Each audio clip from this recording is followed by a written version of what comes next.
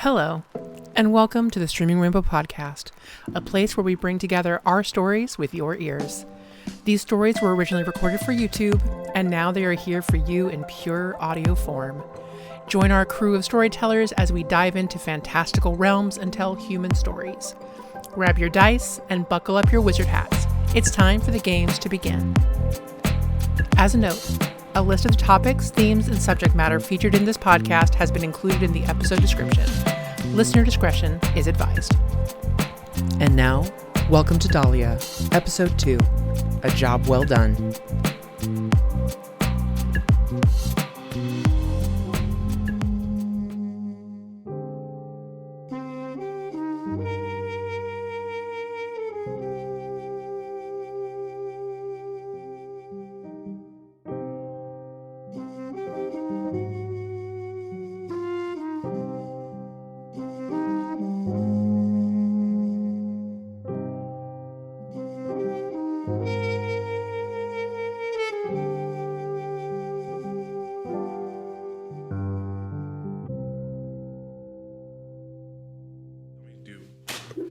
Hey everybody, welcome to episode 2 of Dahlia with Streaming Rainbow, our Call of Cthulhu murder mystery fun times. Joined once again by my wonderful cast that we will have introduce themselves in just a second. One thing that I missed last time that I want to make sure we don't miss ever again is that the wonderful art is brought to you from Gremlin Frog Art. They work so hard. It is absolutely lovely. You'll see all of it at different times throughout this, but such an amazing experience. Use them for all your things. Their link tree will be in the description, as well as their tag on all the social things. Okay, before I get to torture y'all for a bit, let's go around and introduce ourselves. We'll start backwards from what we did last time. So, Teddy, you start. Alrighty, what a privilege. Hello, my name is Teddy. I usually go by Teddy last name on the internets, and I am playing Tony Bava. He's an old school, kind of classic noir era private investigator. Keon. Hello, hi, I am Keon. I go by Brother Keon across all of the internets, and I will be playing Chauvet. They use any and all pronouns as long as you call them. That doesn't matter. But I think the most important thing about them is just don't ask where they hide the bodies. Heather. Hey, I'm Heather. I go by Midnight Hather all over social media. I am playing Lorelei Clay, an eccentric antiquarian who collects weird occult things and is slowly going insane. So that's fun. Taylor. Hi, I'm Taylor, aka Smokey Taylor, I'm a Black Friday content creator, and I'll be playing your good old librarian, AJ and Brandy. Last but never least, Meadow. Howdy, I'm Meadow, and I will be playing Nyx, your sassy, scarred, once aspiring starlet, now speakeasy businesswoman, girl boss CEO, she-EO, but in the 20s. Yeah. With her best friend, the smile. No. Let's start with all of my friends in the car. Give me a spot hidden. I hate this so much already. I hate this. I've never hated anything more. For a second, I was like, where the fuck are my dice? I was trying to roll on screen. I was like, there's no rolls on screen. I've never been more happy to not be in a vehicle. Okay, my spot hidden. You're definitely safe. Oh, my spot hidden's pretty good. Was it pretty good? Or was it pretty bad? Was it pretty good? Pretty great. That sounds like. It feels like 100. Give me one. God damn it. 92. Okay, so my spot hidden is a 55. 56. And I rolled a 56. Can I spend a sanity point to just like weasel that down a little bit? Can I squinch down under that little line there with the sanity? You can with a cost, yeah. It's up to you. What's 1 point? You know what? I think this is wearing on her sanity, so she would be willing to do it at any cost. Yeah, I'm going to wiggle under that line. Okay, sounds good.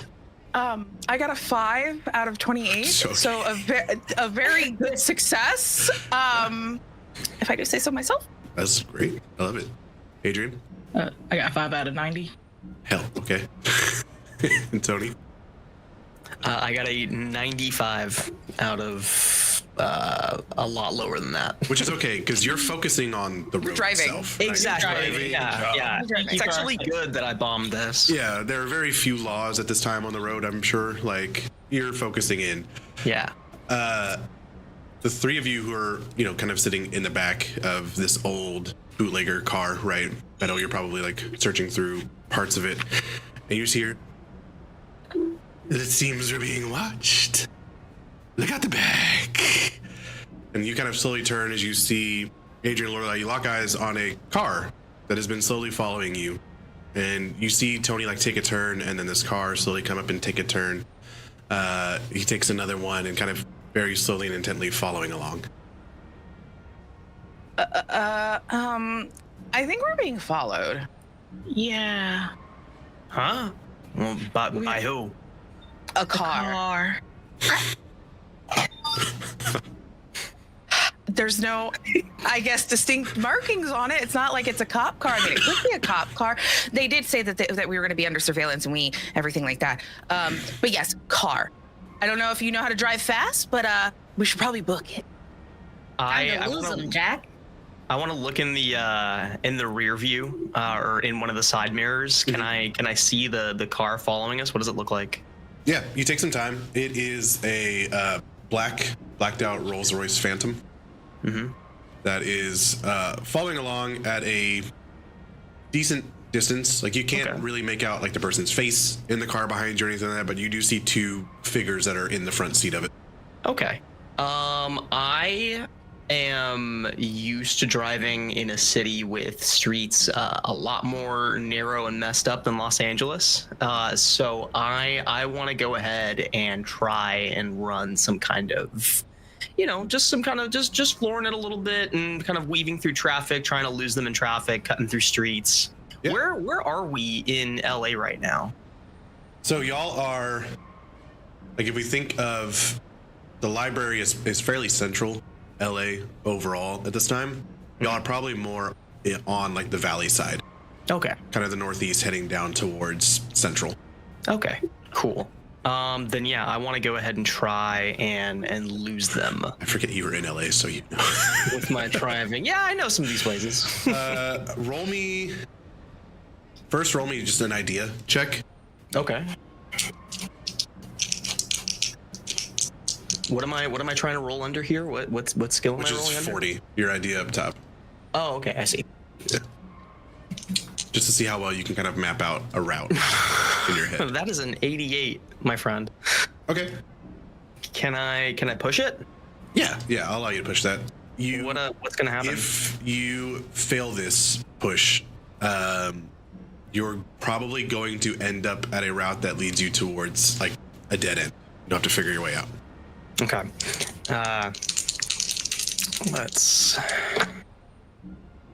Okay. Yeah, and that is another critical failure. That's a 44. Oh, that was so close. So you start going down a couple of alleys, and you're absolutely certain that this is a way to lose the people following you. They go down these alleys as well.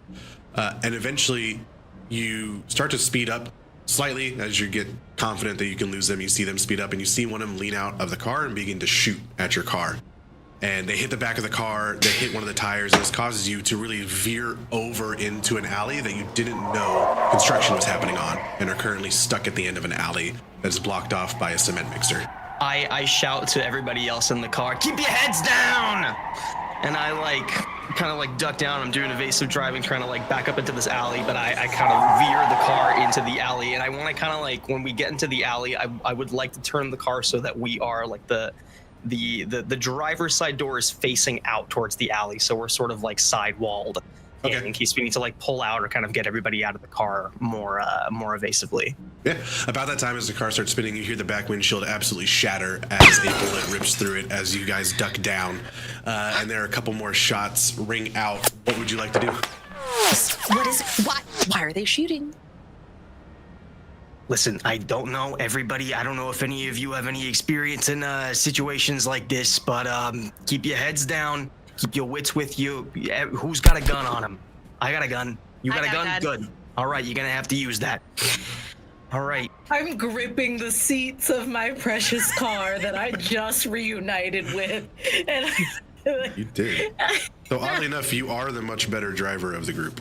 I am, and we didn't even get to have that conversation. We can have it. We can have it shortly. Well, currently the driver is not occupying the driving seat. Yeah, necessarily. I think Nyx is gonna have a hard time letting go of her baby for a second time. So the second you start shimmying out of the way to get like everyone to safety, she's just gonna slide into that driver's seat and go, "Oh, mama, miss you, honey. All right, let's make some money." And she's gonna immediately try and like whip the car, like start to throw it into a certain gear to get it to start sending out the steam, like to start burning some rubber to obscure us first, so that any shots that are happening don't like hit us with impunity. And then it's gonna try and make like the smoothest little whoop, whoop, whoop, like 3-point turn to face us towards the outside of the alleyway. Okay, yeah, roll drive. Okay, this is the only thing I'm good at. I really shouldn't have said that as I was picking up the dice. Meanwhile, Lorelai and Tony, if y'all want to return fire at all, this is a moment to be able to. Oh, absolutely. Yes. If I'm being shot at, I'm going to shoot them. Okay. Go ahead and roll while, Nyx, what did you get on your... I got a 34 under 60. Okay, yeah, good. You begin to kind of spin the tires around to kick up all just the dirt and gravel that's in the area, burn some of the rubber, and have kind of that smoky, foggy sense around the car. As bullets begin to kind of rip through that from potentially both directions. Tony and Lorelai, what did you roll? A 40 out of 45, so just a slight success. Okay, a success nonetheless. Go ahead and roll your damage. Mine was Actually- a failure. I gotta figure out how much handgun damage. How much did you fail by, Teddy? By 5. Okay. I'll say that you're able to shoot and you actually hit the car itself, but you don't feel like you did any damage to them or to the car, but you didn't like wildly miss overall. Okay. The bullet went in the general direction. Yeah. Handguns. You feel more confident in being able to hit your next one if you know it came to it. Gotcha. We said this one. We said this was a It should Luger, be right? a D6, I believe. Is it a D6? Oh, 22 short automatic. Mm-hmm. That's what we're doing. Yeah, it is a D6. I hope I kill someone.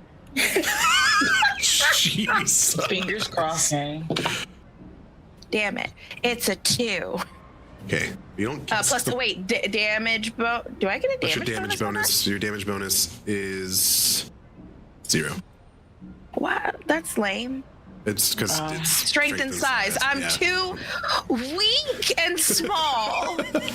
But you know what? 2 is better than none. I don't know why the damage bonus applies to firearms, anyways. That's stupid. I should get more. Still, this is in the middle of Meadow, burning out the rubber, doing this sort of 3-point turn, and begins to take off. And as you guys are passing by, you let out a couple shots. In this moment, when you're aiming down and shooting, you do see one of the figures that came in and talked to you at the station earlier. One of the people in big dark suits. And you shoot them directly in the shoulder, and you see them kind of wince and kind of hold their arm and get down in their car and wait for a second as Nyx, you just burn out of this alley back onto a main road and down towards the library. Everyone roll another spot hidden.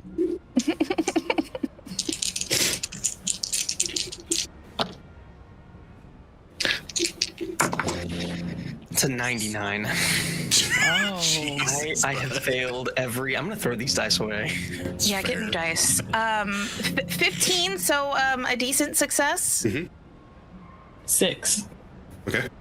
What happens if, by some happenstance, I roll the exact number of my stat That passes. Meets it, beats it type Oh, thing. thank God. Okay, Yeah. well, that's what happened. Thank goodness that you didn't say anything bad.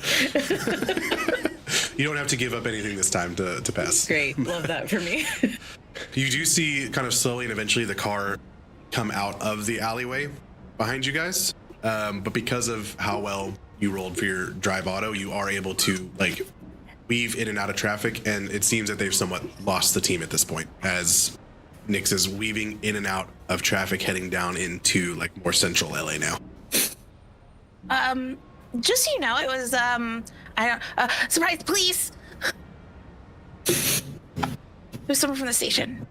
I think they were mad after we yelled at them. And they made bets about us failing, which means that if we are out of the picture, I guess if they shoot us, someone wins a bet, which is kind of terrible. That's very bad for a couple of bucks. So, like, Agent Shanna, like, straightened up, sitting up in the front seat after all the thing, fixing their glasses. This is rude. And we'll fade from that to Chavez. You were no. Why not? You were just gathering poison for the mayor's daughter. I'm safe where I am. Sure. Where are you right now? Chavez has just pulled out a couple of their prized poisons and are just heading towards the back, just getting things together for this occasion. That's all. Nothing outlandish, just a testing. Okay. You are in the back and you hear kind of the bell above the front door ring as it opens.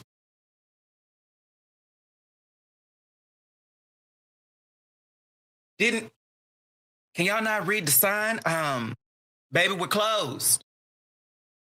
Well, that's strange. And he kind of reaches over and flips the sign to say open. I must have just misunderstood.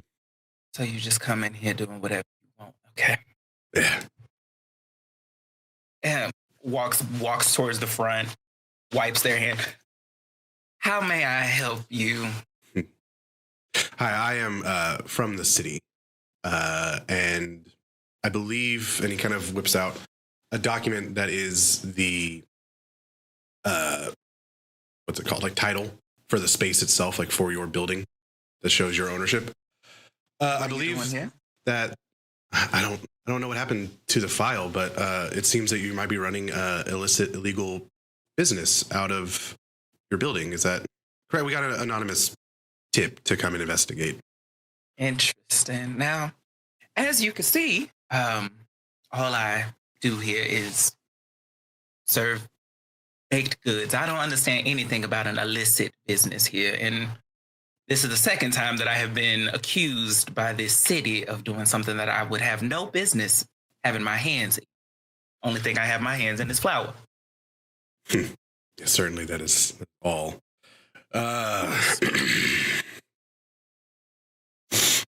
Listen, we need you to play ball. Okay? I don't see a ball for me to play with. Adorable. He'll kind of reach over the counter and like grab a random Now, good excuse me? and just kind of take a bite. Oh, so you have no home training. Interesting. It is pretty good overall. I will say, I do see kind of what some of the buzz might be about. Thank you. Now, honestly, if you would like some, I can go ahead and box you up a few and you can go on about your merry way. You know, the thing is, Chavez. Yes. What is your name, Should sir? you decide, we'll get to that at some point. Should you decide to not come to your senses and, you know, help out the good guys, we could certainly just box you up as well. Oh, like if that is what's necessary. Didn't you already try and box me up and pin something on me that clearly I had no business in? I'm just very confused on what this is all about, sir.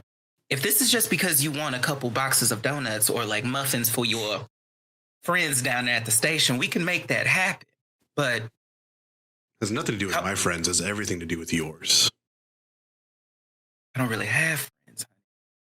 Oh, you don't? Nyx That weird play girl. Somehow even weirder librarian.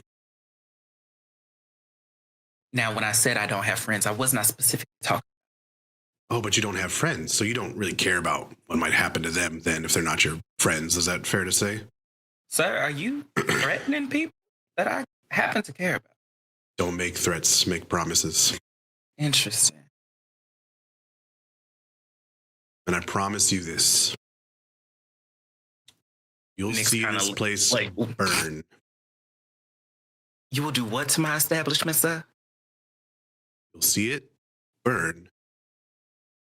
If you don't, simply give us what we want. Okay. And what is it exactly do you want? Are they blueberry scones? An apple fritter, maybe? I don't particularly. A speakeasy owner. Those are a dime a dozen, honey. One with a scar. One who disassociates every so often, kind of stares off into space into the corner. Do I recognize this person? Roll. What would you roll for that? There is something you would roll for that. Look at your. Or at least like the line of questioning here? Roll a spot hidden or listen, one of the two. I'll let you choose. Listen would probably be more apt if you're looking at their line of questioning. Yeah, I'll go with listen. That is a 14 under 75, so that is an Jesus extreme Christ. success. This is very similar to the line of questioning that you got while being held at the station itself, right? They want you to sell out Nyx because they believe that Nyx is something that they would refer to as a marked one. Someone who can, from your understanding, have some sort of communication with something. And they know, you're not sure how they know, that you can somewhat pick up and sense that. And a lot of this line of questioning you remember, and you remember the person, as you think back to it now, who was interviewing you, had that sort of like shepherd's crook tattoo on their wrist.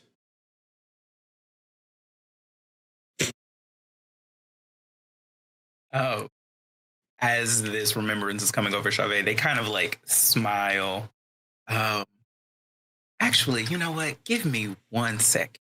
And they start like rummaging through like through the back, looking for like a little box. I'm gonna go ahead and get you some things ready to go, so you can go ahead and take this back to your friend who was questioning me earlier and relay the same message that I gave him then. I do not know what you are questioning nor talking about. If I did, I would be more than happy to oblige and help you out.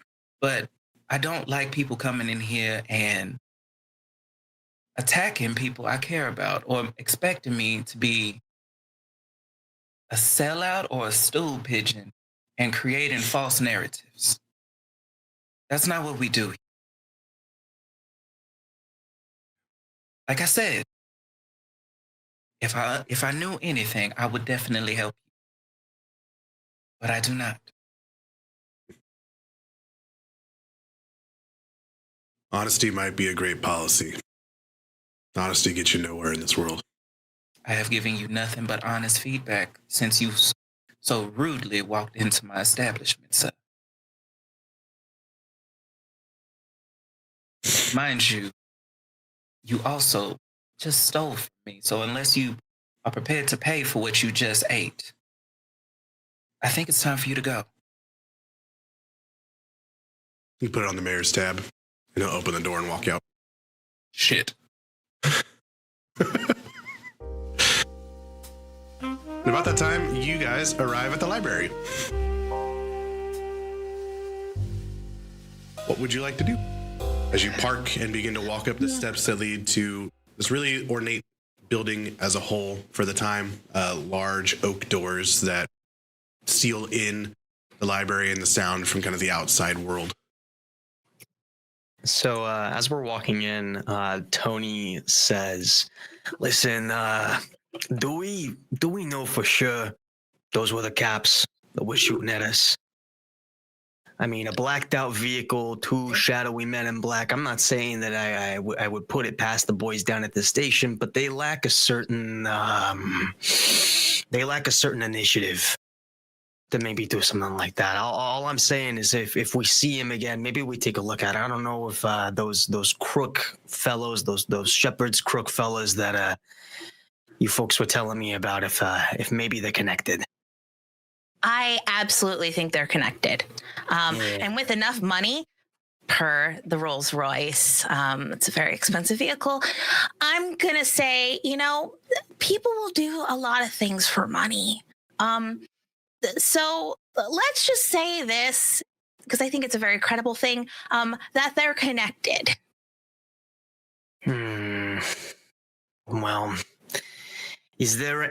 We're at the library now. I'm not much of a reader or anything, but if there was anything about this fertility goddess or whatever it was you folks were telling me about that might be linking these two, or if that has anything to do with anything, then I don't know. All you see in the back is Nyx's legs like kicking as her body is like halfway in the passenger seat as she's like rummaging around in the glove compartment, and she comes out with glasses that are like this huge and a scarf from her old driving days in this car, and she goes, "Well, I don't care about you guys, but I'm getting inside. They're looking for us. They're going to find us if you don't start disguising yourselves. Put something on, a cloak, a hood, something. Cover your eyes, for God's sakes." And she's going to like rush into the library like this to not be seen or spotted further. And then as soon as she's in, she's like, okay, safe at last. Now, point me in your goddess subject direction. Which one is that? Oh, that would be. Oh, Adrian. Hey. Hi. Hey. Hi. It's to the left over here. Left. Seems like you got it covered. And she's just gonna like turn on her heel. You just hear the tapping of her heels on the tile floor as she rushes over to like the religious section, the secular section, looking for specific books on fertility goddesses or goddesses in general that may have like offerings or rituals similar to what we've seen go on so far. Okay. What's everyone else doing? Adrian will follow behind to help out. Okay, great. I'm thinking back to our very first introductions, and I'm trying to remember. I think Lorelai, I don't think she put the books away. I think she took them home. She did. The ones she was working on, which have at least the one. So like everyone's starting to walk and Lorelai's just sitting here going, wait a minute. I think I took this all home. I mean, there could be more books, but hey, wait. She's going to chase after them. Wait. Yeah. As you chase after, you slam into another body that is standing there that you weren't paying attention to. And all these flyers go everywhere, and you see that they're flyers for Elizabeth Short's upcoming funeral. And you look up and you see the Reverend for a moment before he really gathers up papers, covers his face, and bolts out of the library. Okay, that was weird, but also, I'm gonna have to deal with that too. And she's just gonna keep heading towards everybody. Yeah, the flyers slowly all fade down. A couple of them like cascade in front of your vision as you kind of look over and dart through the books. Everyone, I'll allow Adrian, since you're helping, whoever wants to roll library use can do so with advantage. Which advantage is reroll the 10s dice. So out of Adrian and Nyx, one of you two can, and then. How's your house? I was about to say, who's got the higher library use? Oh, probably you. I've seen a book 3 times, and one had alcohol in it. Yeah, carving out stuff for flasks. I was just going to do my best because it seems urgent. I have never read more than 6 sentences in a row. Right. And it's on a bottle. It's fine. it's the ingredients. The ingredients are on the bottle. Because Adrian, you can roll me a library use with advantage. 9. Jesus. Incredible. Mine would have been 99. Through and you Never read a book a day. like you remember that first time Lorelai had like gone to a section and found some books, and then you kind of remember that the next day someone had checked back in a book that was over a similar topic, and you're able to grab that and look at it. And as you guys poke through, it doesn't take nearly as long as you might have thought it would have to find what you're looking for, mostly because you have a librarian to use. There are a lot of the things point back to what seems to be in a lot of different religions, kind of that sort of like founding family feel of it, right? Of like, who were the first? Who started all of it? And you keep seeing the name Lilith pop up in a lot of different books, a lot of different texts. And then it speaks of the daughters of Lilith, these manifestations that are similar to her. And then you keep seeing the same name over and over again of Alora, which at that time, Lorelai kind of pipes in and reminds you, like, that is what we were talking about before. And then you start to see this connection of all these different religions have variations of Lilith, variations of Alora, like same sort of name, but maybe little different things added on for regional dialect, all those sorts of things. And you keep seeing the name attached to it of the father's side of it being a name Elias. Over Wait a damn minute. and over. Wait a damn minute. It's the guy from the billboards. And you see a lot of the things around him are about a shepherd with his flock. He is overwatching his flock, his people. He's guiding them with a shepherd's staff. All those sorts of things, both biblical references, extra biblical, like all these different religions have the same sort of thing, and they all coalesce to here. Once again, I was right. It's all connected. So this Elias guy, well, there is a guy named Elias here who's been really creepy. In general, all of this happening, shepherd's crook, fertility goddess, Lilith, is he just trying to find his family again?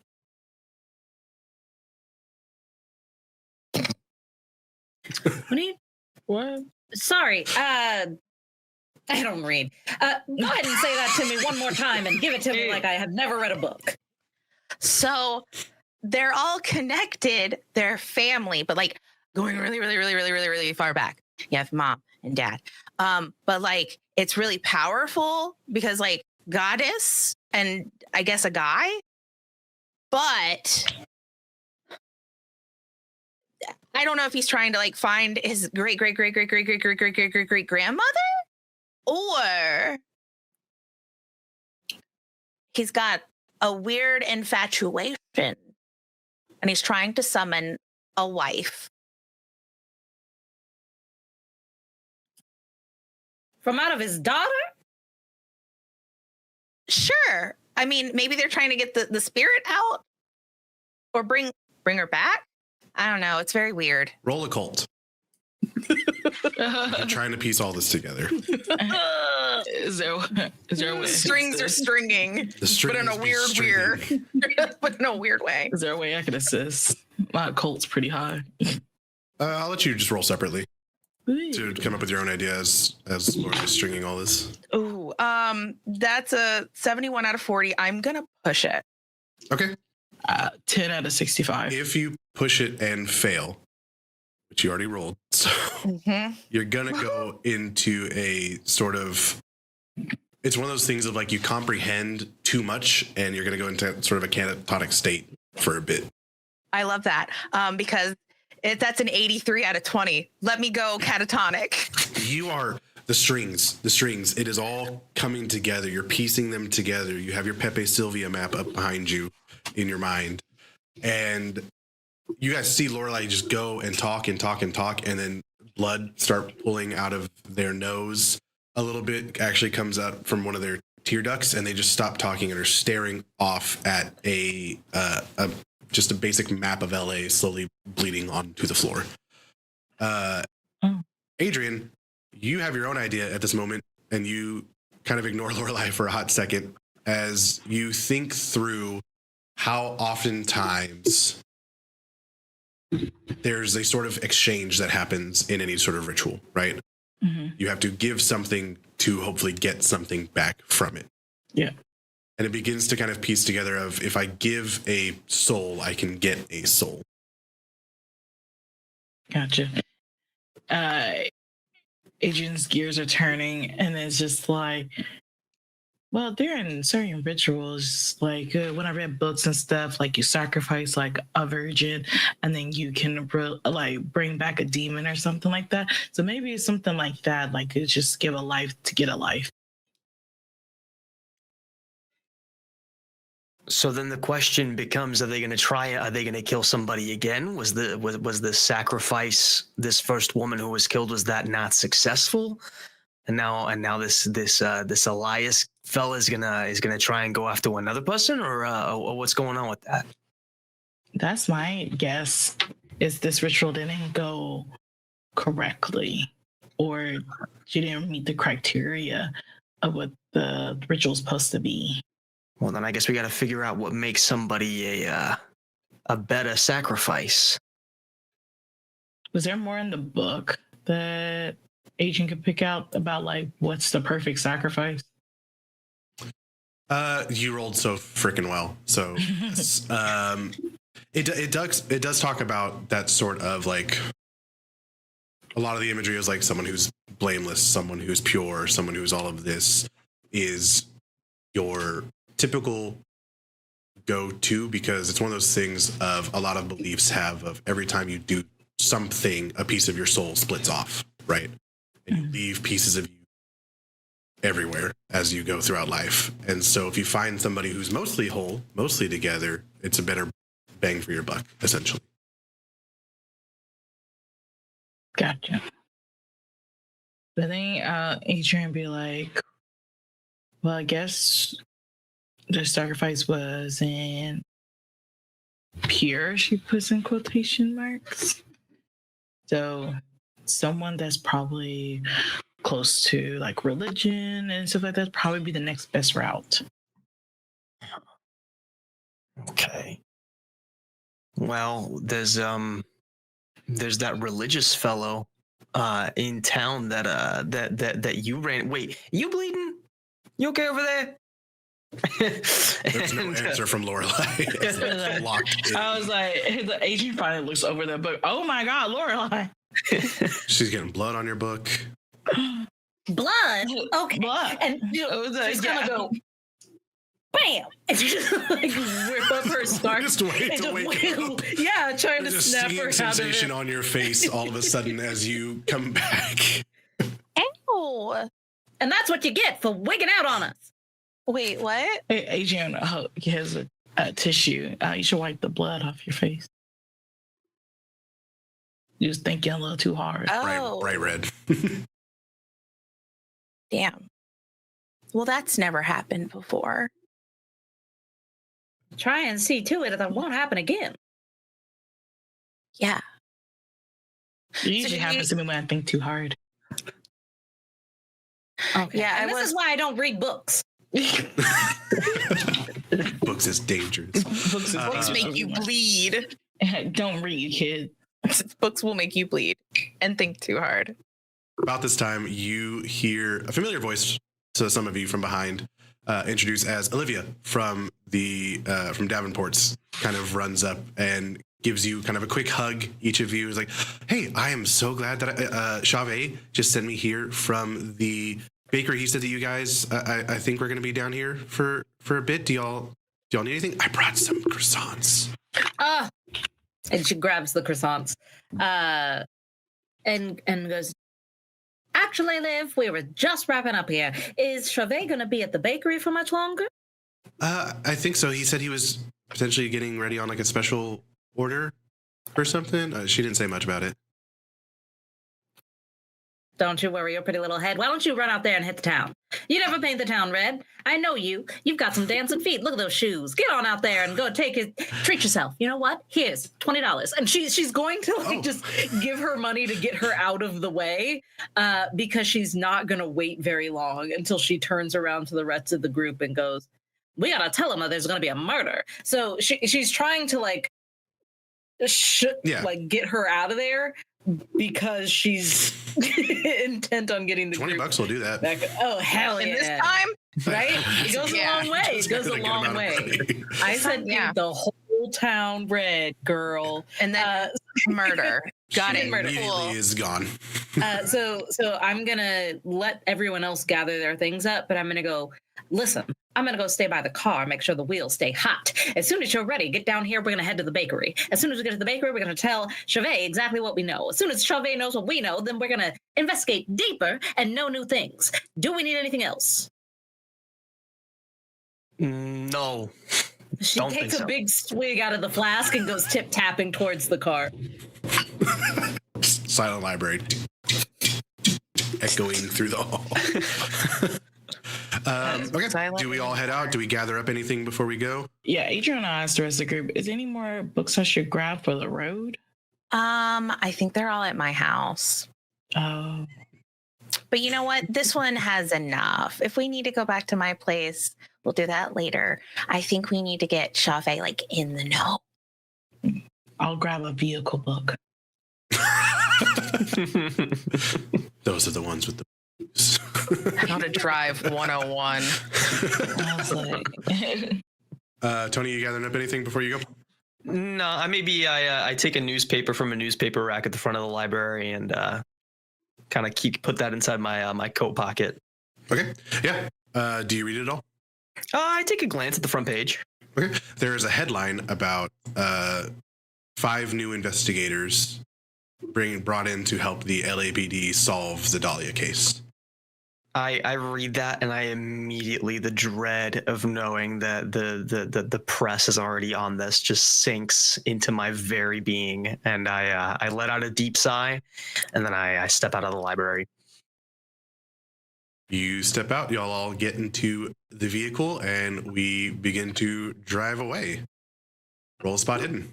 I was about to say, I definitely have my gun out, ready to shoot somebody if needed. Yeah. Like the back window shot out, and Lorelai's like, It is already gone. Yeah.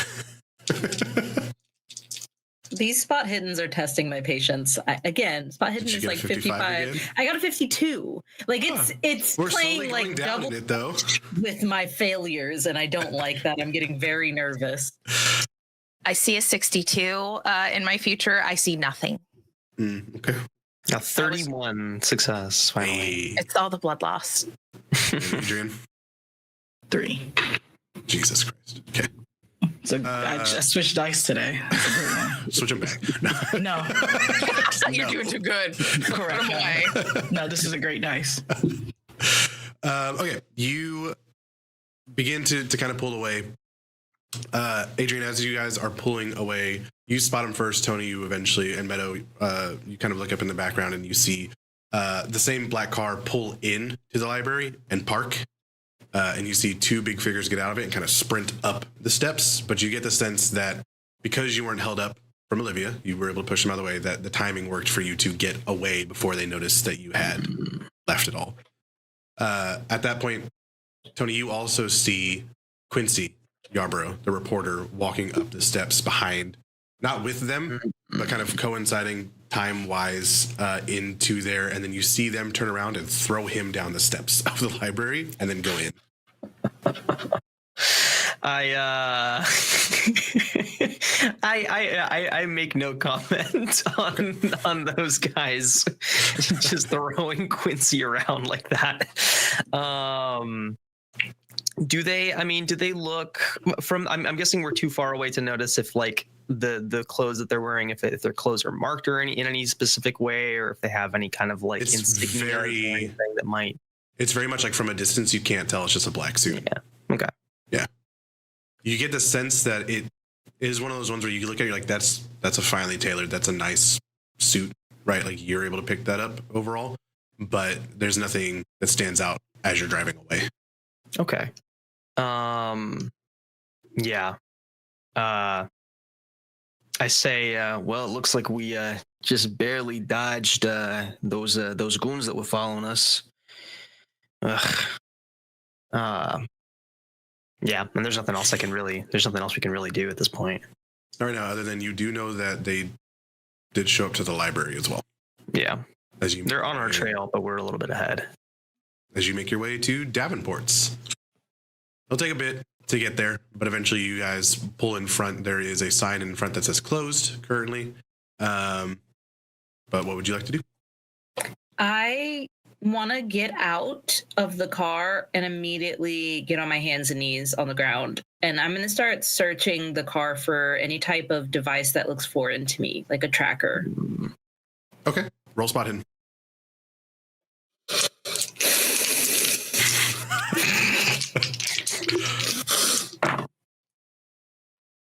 What is that? Nope, that's really, really bad. So I'd love to flavor why this is the failure that I'm getting. Go for it. Okay. Yeah. I get out of the car, and the potency of the moonshine that I had hidden away in different compartments in the car that I've been swigging on.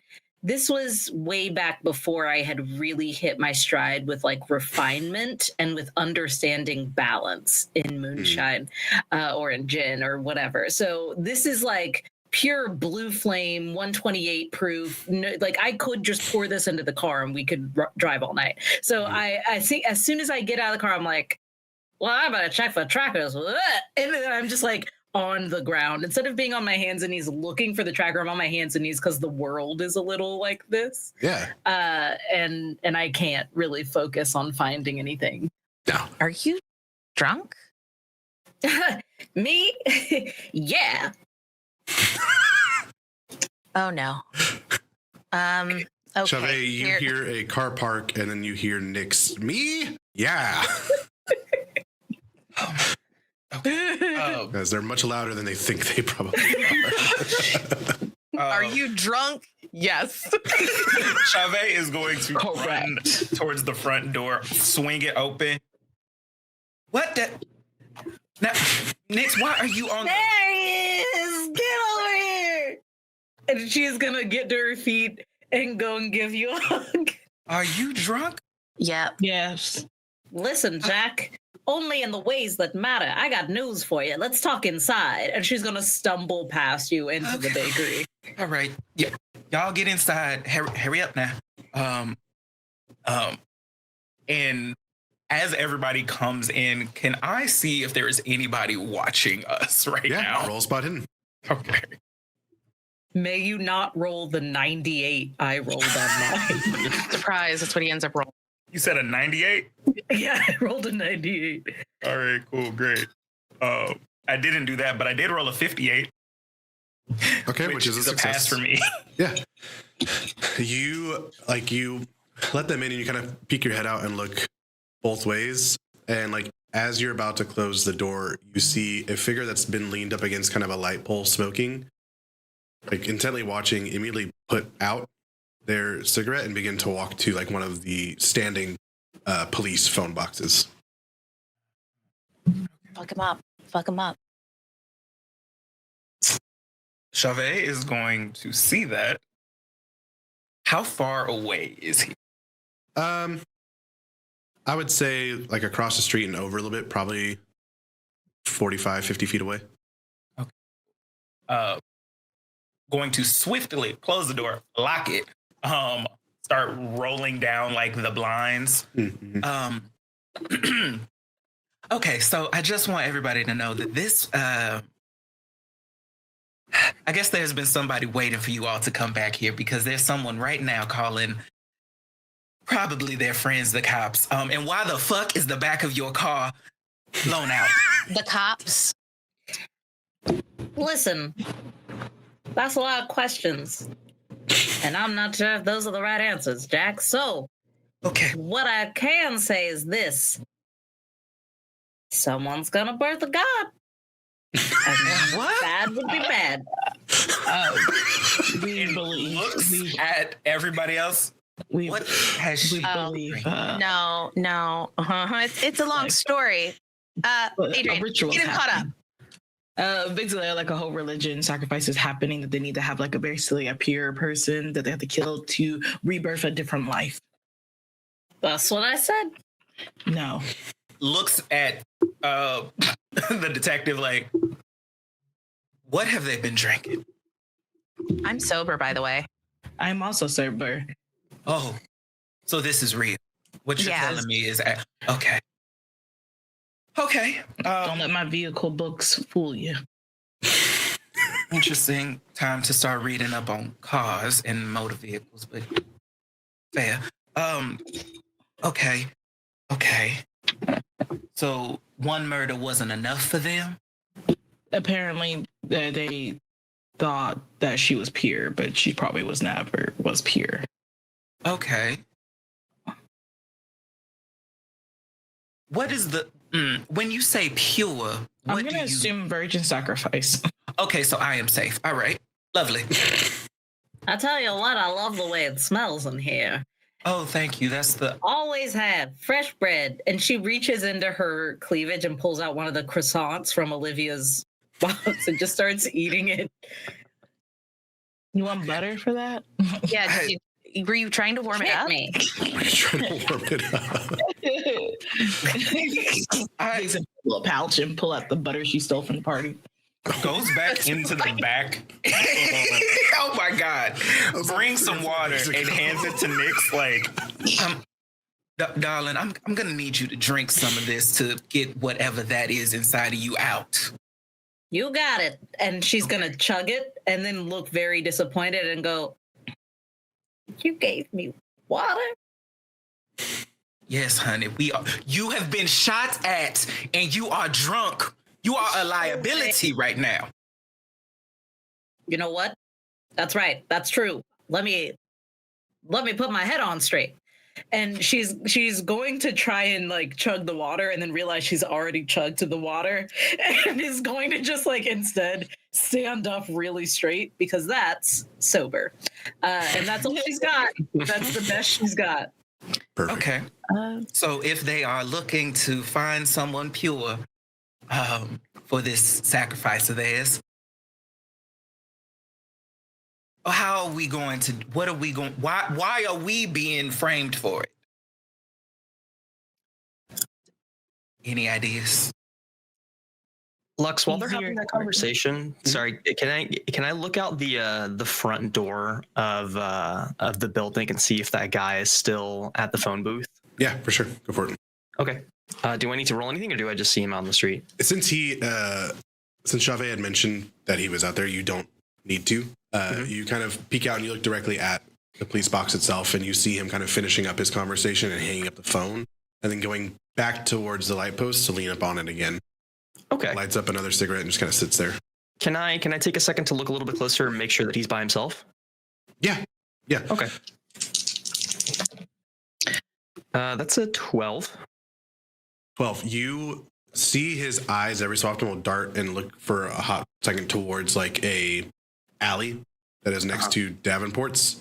Mm-hmm. And you'll see him like clearly recognize something or get something, kind of nod, and then go back to smoking and leaning on the pole. And this probably happens every few minutes or so. Okay. I look back towards the group and I say, listen, if I'm not back in 5 minutes, then come looking for me across the street. I'll be right back. So, Chave, I actually shot a guy. Tony, do you need me to shoot another guy if you don't come back? Listen, if you want to post up at the door and keep eyes, then please, by all means. But I don't expect too much trouble. Preferably do not shoot outside of my establishment. I'm already under enough hot water as it is. Got it. Thank you. So go down two stores down to Clayton's. Shoot from there. Oh, I love Clayton's. Oh, man. Nyx, we need to have a talk later. Oh, hey. Yeah. Tony, you make your way out and across the street, I assume? Yeah. I want towards him. Yeah, I'm just gonna walk straight up to him. What does he look like? What is he doing? He has on like a plaid kind of tweed jacket with the elbow patches, long tie, kind of dirty looking slacks right now. Like he looks like he's trying to look put together, but definitely isn't. Maybe kind of a step up from how you put yourself together, right? Okay. But he very clearly does have, like, underneath his jacket, you can see that little bit of a badge poking out from underneath. And he's kind of leaned up against, smoking a cigar, balding head, with a pretty like Tom Selleck style mustache going down. Okay. I walk up to him, and you had mentioned before I do have a badge from Scope, right? Mm-hmm. Okay. I take my badge out and I flash it in his face, and I say, "So what's the score here, buddy? What's going on?" Just making sure that you guys is doing the work you're supposed to be doing. That's all. Okay. And did the chief, did he put you up to this, or? I'll take a big puff and kind of blow it right in your face. I immediately, as soon as he does that, that is a bridge too far. I have a condition. I want to hold my breath as I see him do it, and I am going to punch him in the gut. Okay, yeah. Roll that brawl check.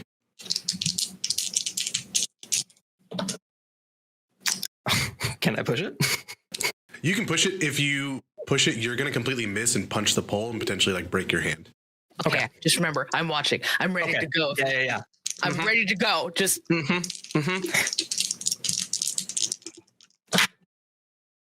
Okay. That is a success. Okay.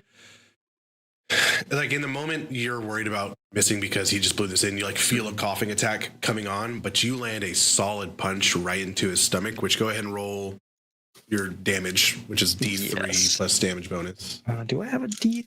Just roll a D6 and that's right. Yeah. Literally every single time I ever see D3, my brain is like, how do you Actually, I have a 3D print file for a D3, so I mean maybe I just need to print one. Fuck? Oh. And just have it on hand. If you punch somebody, it's a D3. So. Damn. You know what? I'm making Call of Cthulhu dice, and one will have a D3 in it. Hell yeah. Okay, that is a 3. 3? Okay. Solid bit of plus my damage bonus, right? Yes, that's a D4. Okay, that's a 1. So 4 total points of damage? Yes. Nice. You give him like a solid gut check, and you see him immediately keel over and like put his hand up on the pole, drop the cigarette, and like cough out all of what he had just like ingested smoke wise. And the takes cigarette, a solid minute. Yeah, the cigarette, when he drops it, I immediately like stamp it out underneath my shoe. And I like go and I put a hand on his shoulder and I like kind of pick him up a little bit. Kind of stand him back up. I dust him back down a little bit, make sure he's a little bit better put together. And I say, listen, you're doing a good job here. You're doing a good job. Keep watch. I appreciate it. And I go to keep walking back across the street.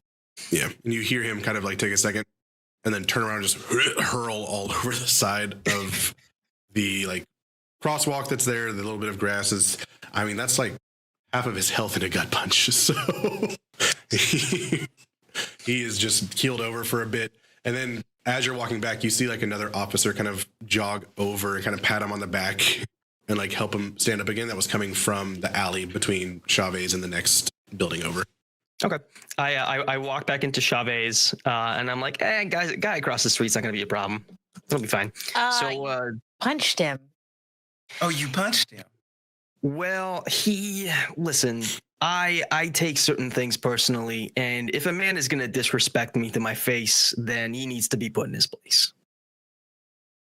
You understand? People have conditions. People have medical conditions. It's not right. It's not right to push on those buttons. Honestly, Here. valid. All right. So did the four of yous did we figure out who the next they're looking for a virgin or something? The mayor's daughter. No. They did take. I mean, well, okay. So like marriage, she's getting married to that one guy, much older.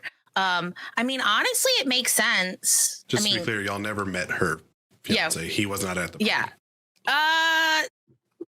Okay. He's not at the party. Okay, because I remember she looked at someone like very disgusted. She looked at Elias Winsborough very disgusted. Ah, that's who it was. That guy. But There's an older gentleman involved. The fiance. There's an older gentleman involved somewhere. He was mysteriously absent. Yeah, weird. Yeah. So, I assume based on the weird party that we were at, it's the mayor's daughter. But didn't you say that he was also in on this? Yeah, but I mean, if you sacrifice his own for power, yeah. Well, So, question is, do we have access to warn this woman of her impending sacrificial situation, or how are we going to proceed here? I have some very limited connections I can call on, but I don't have too much information when it comes to the mayor or the mayor's daughter or anything like that. I got it. Okay, let's hear it. She gets up and she walks out of the bakery. I would like to go across the street to the phone booth. Mm-hmm. And I need to call the concierge desk of the bottom floor of where I live and see if any calls have come through for me. On the night of the party, I didn't feel safe enough to tell her to reach out to me, the mayor's daughter, but I slipped her my card and said if she ever felt like she was uncomfortable or in danger, she could reach out. And so I'm going to see if she has called me since the news of the murder broke. I haven't been back home. So I'm going to see if there's any news waiting for me that would give us an in into how to contact her. For sure. Yeah. So you dial through, you get the operator who patches you over to the building to have the receptionist pick up. And they pick up. Hi, how can I help you? It's me. Oh, Miss Calhoun. Yes, I haven't seen you in a while. Are you okay? Messages. Yes, we do have one message from you. It seems to be from the mayor's daughter. We also have a letter for you that arrived yesterday. Open it. Okay. Yeah, and you hear them kind of tear open the letter and unfold it. It's from a Quincy Yarborough. It says here he's a reporter for the newspaper, was hoping to find a time to potentially get an interview for the case. You know how I feel about those reporters. But what about the mayor's daughter, you said?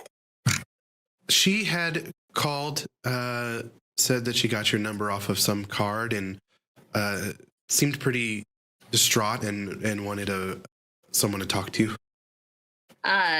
Give the number to me. And I'll call it. She reads off the number to you and you kind of write it down. I am writing it on the phone booth. Like I'm writing it on the side of the phone booth. Classic old school graffiti. Perfect. You write on the side of the phone booth. And then I go, okay, love you, bye. And I hang up the phone.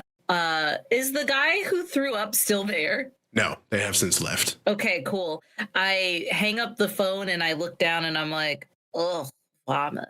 And then I'm going to turn to the side that I wrote the phone number on and I'm going to call her immediately. It's probably not the best idea, but I think that's what a drunk Nix would do. That's fine. You ring through. It takes a couple times before someone answers. Hello? And you hear that like sobering breath on the phone. Hey, honey, it's Nix Calhoun.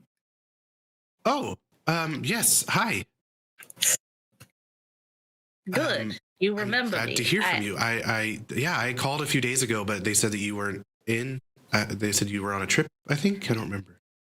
Yeah, I was selling on the, So, you call, what are you reaching out about? We had to move the wedding up unexpectedly, and I wanted to make sure that you received your invite to come. You were such a gracious host that I wanted to return some of the favor. Oh, wow. Say more things. I'm pregnant. Oh, no. And I take a big step away from the phone, like, so I don't, like, that's a big bomb. And I look back at the bakery and I'm like, oh shit, I really shouldn't be doing this. Yeah. I put the phone back to my head and I realize that I'm like in over my head completely. Sorry, right I shouldn't dump that on anybody. It is no. a surprise, to say the least. And why is this a surprise? just didn't expect it to happen, I guess. I don't know. You know what? You're People never get really carried prepared for away these sorts of before. things, right? Well, yeah, you can't prepare. There's people get carried away all the time, honey. You know, there's no one's gonna be mad. You had a little premarital whoopee. I hope not. I feel so awful. I heard about that what's her name? Elizabeth? Yeah. Yeah. And I know that well, at least she came with a couple of you to the party, so I also want to check in and see if y'all are like okay. You know, you're just so sweet. I'm worried about you. What does the fiance think about the bun in the oven situation? He's excited. Still working a lot. I don't necessarily see him a ton, but hopefully that'll change afterwards once you know he's on his family payroll in a sense. You know what?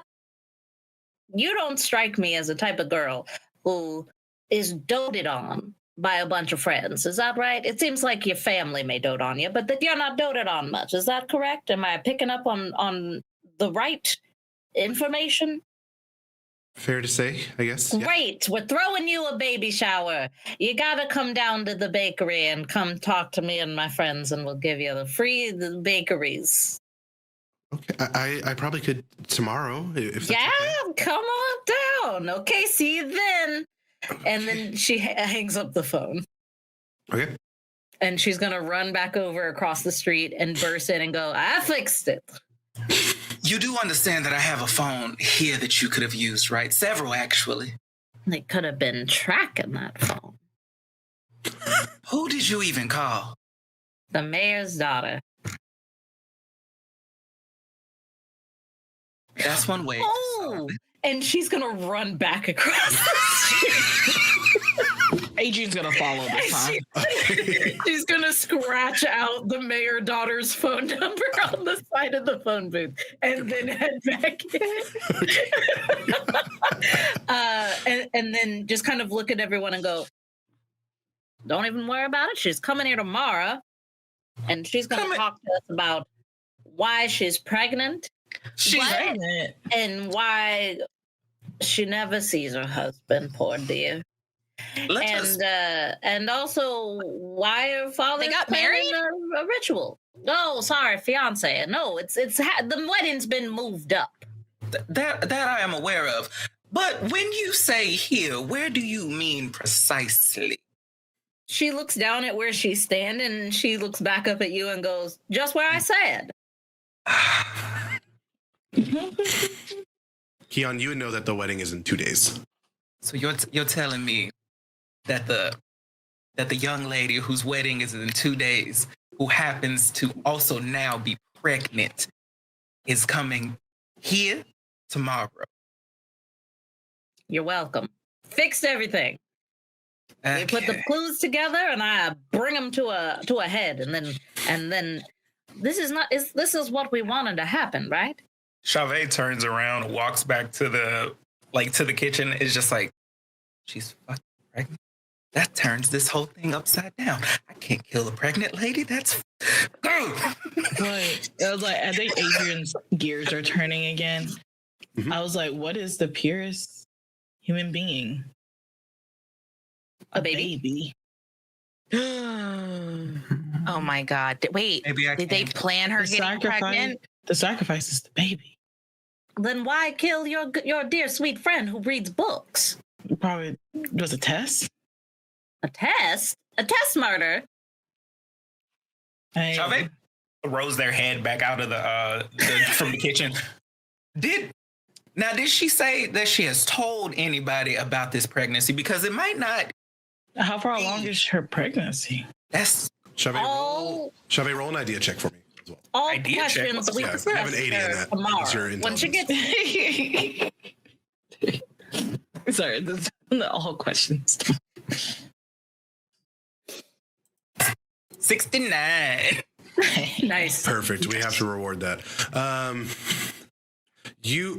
As you think about it, and you having done illicit deals, there are a lot of times where there is sort of a test run to see if somebody can do something.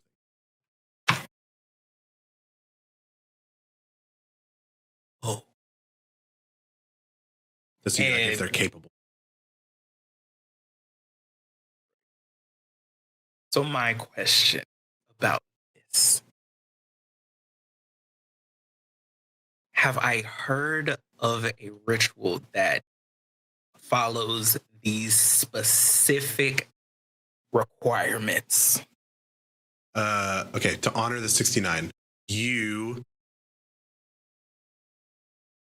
ritual, like things are coming into place where, and part of it is Adrian saying like the baby is the sacrifice, and that tricks in your head of the baby isn't what's to be sacrificed. It might be the end result of the sacrifice.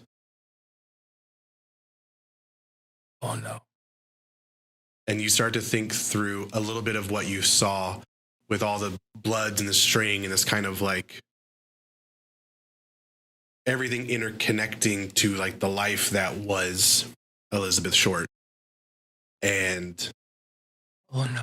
you have kind of that sense of, you keep thinking of the term like rebirth, regeneration, rebirth, recycle, like all those sorts of things popping into your head. Oh no. And like Chavez is like a little flustered and like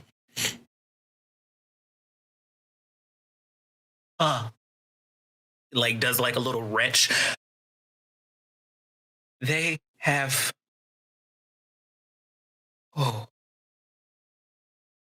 Did she say that the baby was a surprise that she wasn't expecting? Oh no.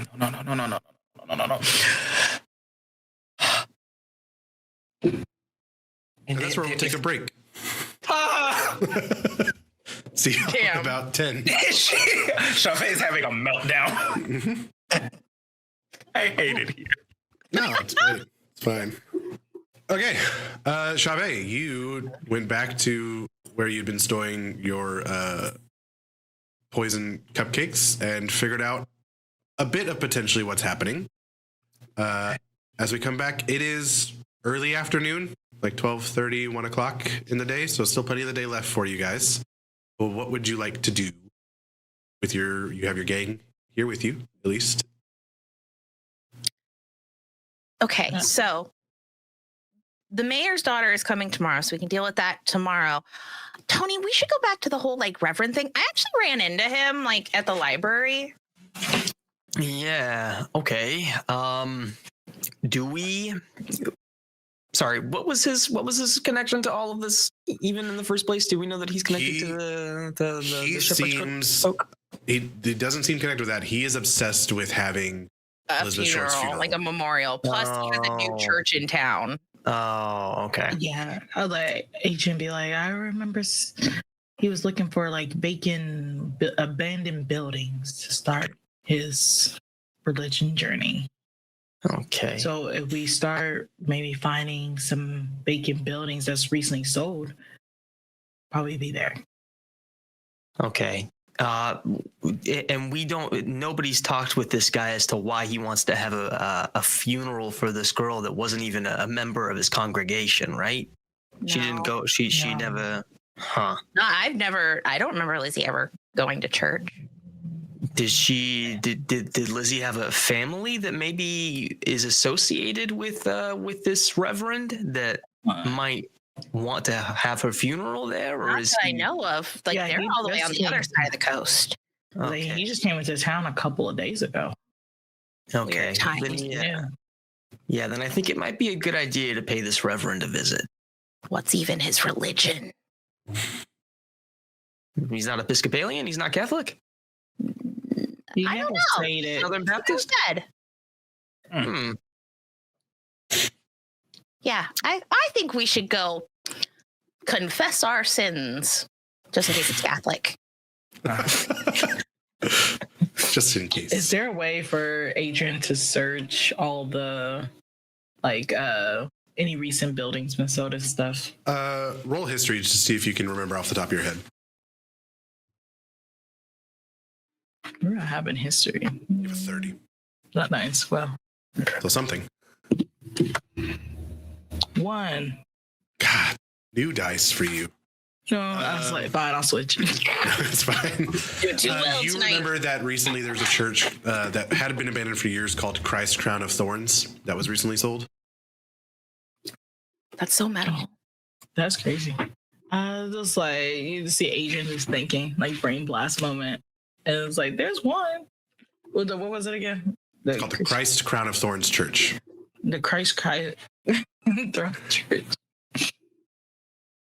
Is that one? It is to the southwest slightly of LA, like on the edge of town. Well, then I say we go ahead and we go pay this reverend at a Christ Crown of Thorns a visit. Just pop in real quick. Is everybody going? Yeah. Yeah. Nix, I think you should drive. Wait, no, you're drunk. Yeah, you're drunk. Excuse me? They do not need to be behind the wheel of anything. I can drive. I'm a safe driver. I forgot. You are learning about driving as we speak. Am I right? No, well, my books of vehicles, something different. Oh, Just like I taught her. reaches for Right. the flask. Right. I like how you drive. Oh, but when I do it, everyone's all up in arms. And she's saying this as she's crawling into the trunk to take a nap. There is. Perfect. Tony, maybe you drive. Okay. I've I'll outfitted this trunk to be the most comfortable hangover rehabilitation, sensory deprivation, and like she's closing the trunk as it she's closes. saying this. Sensory deprivation. Do you think this is the safest thing to ride around in right now? And points at the shot out window in just the means- back. Hey, it just means that I can shoot out the back if they come again.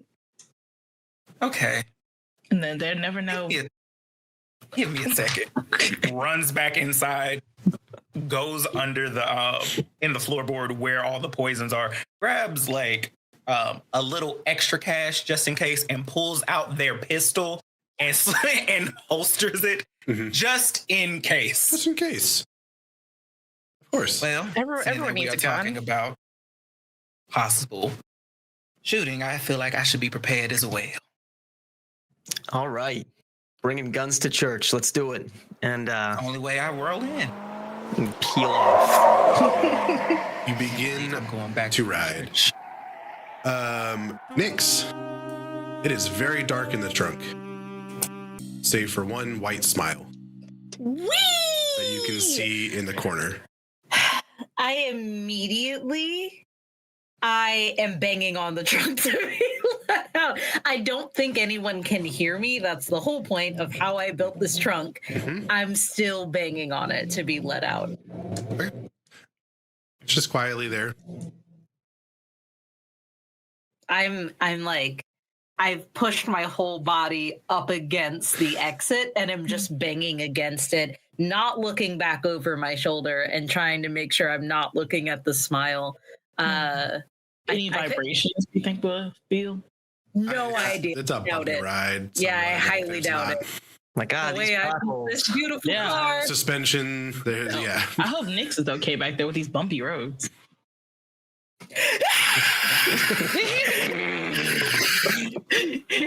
It might just lull her to sleep. Maybe this is good. It's like rocking. Yeah. So you don't feel the Oh, need she's to fine. converse or give any of your anxiety to it? How long is this drive? So About honest. 45 minutes. The Okay, edge of town. So after 10 minutes of me screaming, I think it's more the fact that I'm more inebriated than I usually am. Mhm. That I think, I'm like realizing no one's hearing me, realizing the car isn't stopping, realizing my throat is starting to burn. And I'm just drunk enough that I turn over and go, What do you want from me? What I always want. Your anxiety, your fears. I just want to make you smile, darling. She's feeling mighty scared and anxious right now. I think, and drunk. Let us not forget. She's also inebriated. I think that factors a lot into this right now in this moment.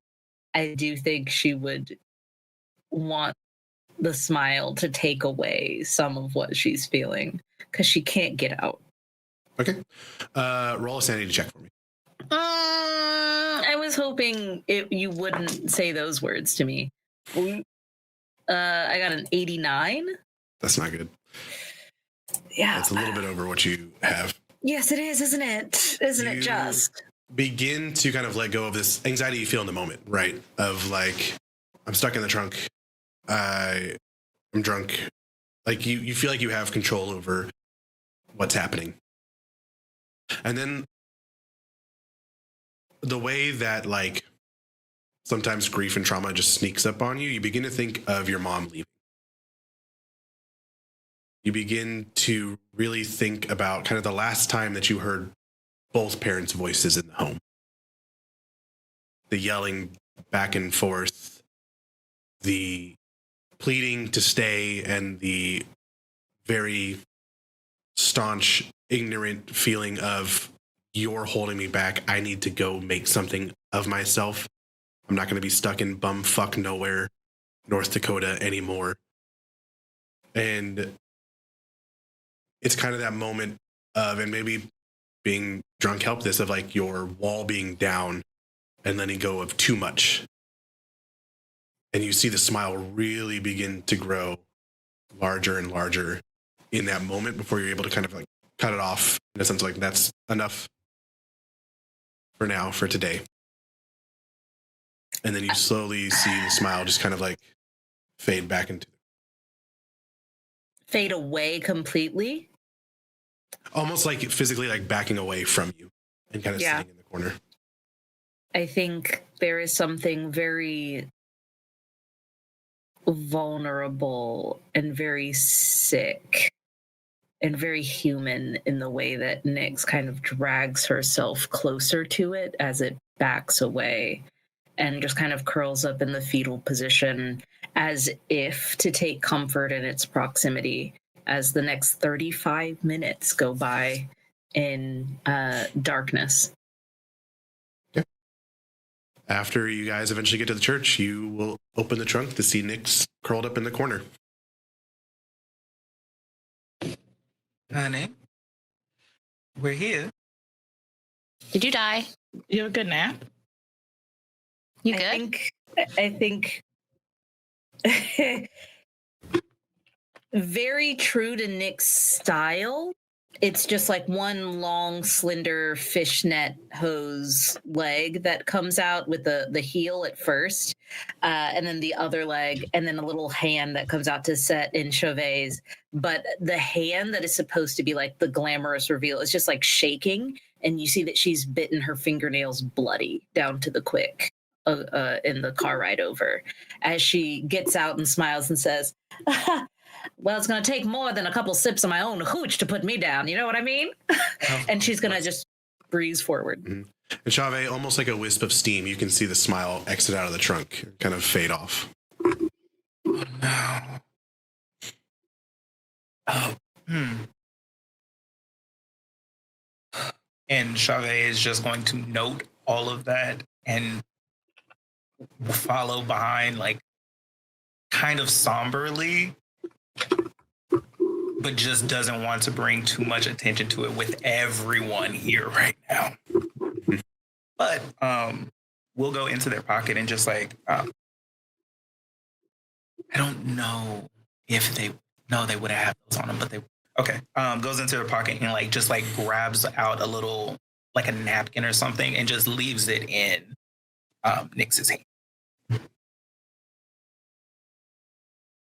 Christ Crown of Thorns is a very dark built American Gothic style church. It has a small graveyard behind it.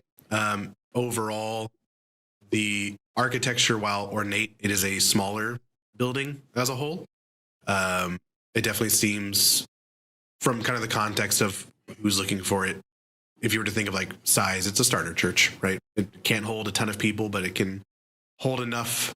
And you see on the inside, kind of flooding through the stained glass that faces the street, lights are on, and you see a car parked out front. Is there anything outside of the building that like is advertising what denomination this church is?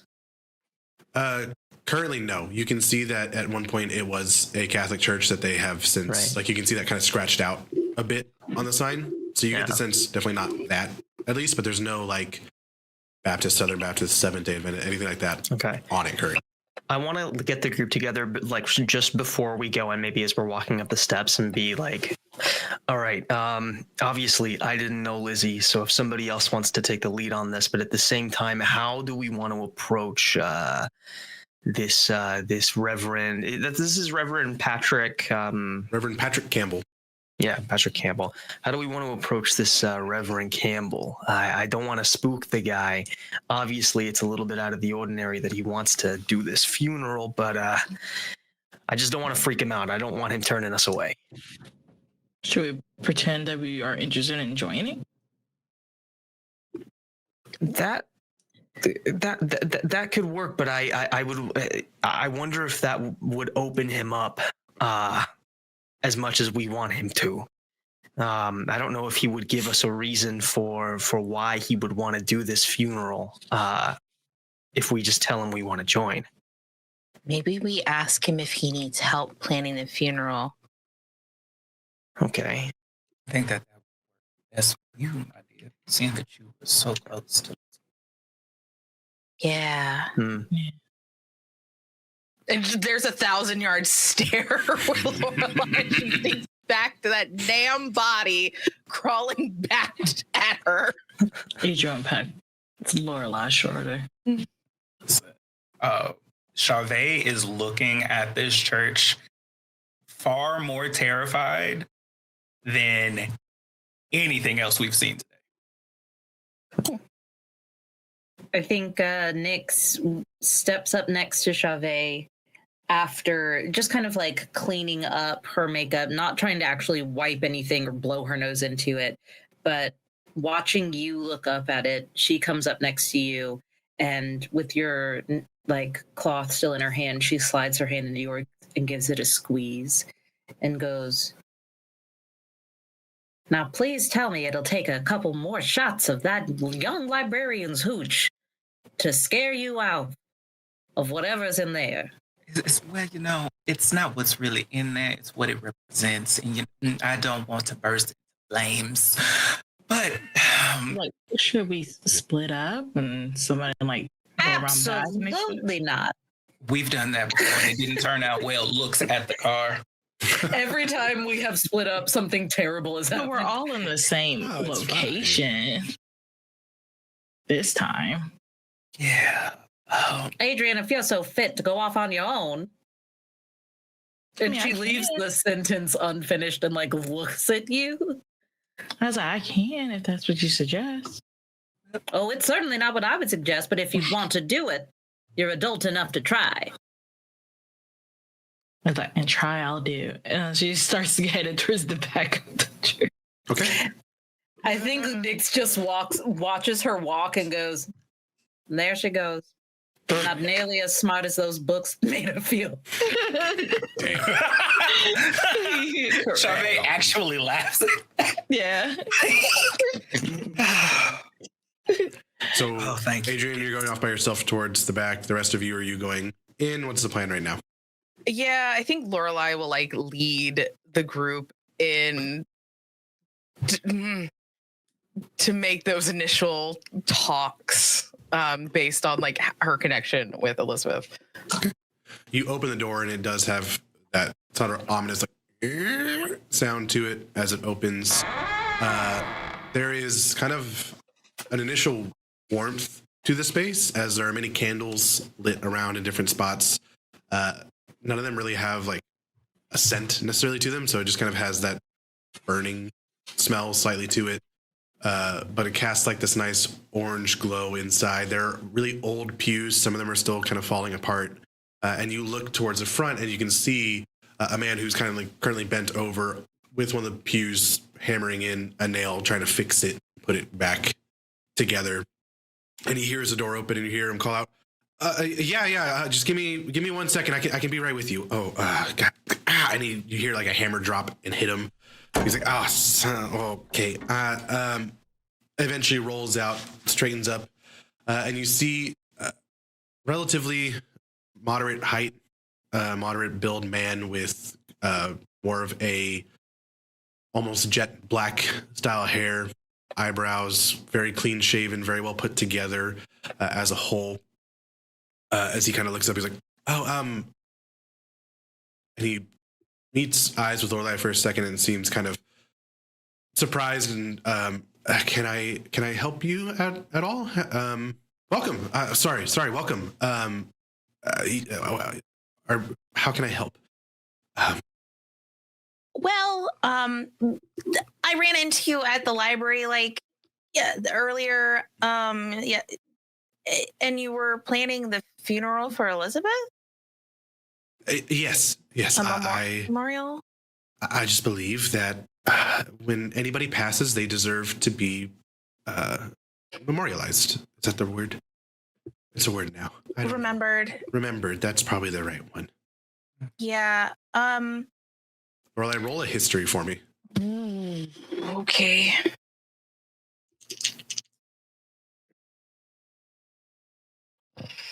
Yeah, that's a 72 out of 30. Nothing. No worries. And she just kind of goes, yeah. And I appreciate the sentiment. Everyone should be remembered in some way, hence why books are written and history things are kept. But how do you know Lizzie? No one normally just does this. I had contacted some of the other organizations around to see if there were any that she happened to belong to, and no one really stepped up and claimed her at all. And I didn't want anything to be just. I didn't want nothing to be done. I think she's human. She deserves some sort of respite for herself, for her soul, right? Roll. Anyone listening can roll a psychology check. I'm talking to him, so good luck me. God damn. Yeah, nothing. Hey Teddy, what did you roll earlier? It was like a 99 or something. Yeah. Yeah, I hit that too. Oh, heck yeah. The Critical Failure Club continues to grow this session. Love it.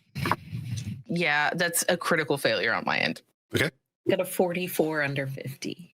Thank God, someone. Yeah. Tony, anything I for you? failed. I'm 64. Your dice hate you. They really do. I'm throwing these dice away, and they're nice. Got these Put them in jail. Just lock them up. Nix, you kind of get the sense that there is something more. He's kind of parading around the religious route in a sense and kind of hoping you buy it, but as someone who is proficient in bullshit, you can kind of see a bit of that happening right now. You get the sense when someone's being dishonest with you. Yeah. I would like to. Okay. What I would like to do, because my persuade is better than my intimidate, and I'm learning how to be a good person, I'd like to attempt to walk up to him and persuade him to give us a little bit extra here. So what I say is I walk up to him and I'm like dabbing my eyes and I go, it's just so senseless when youth is taken away. Also fleeting, it's just so dramatic.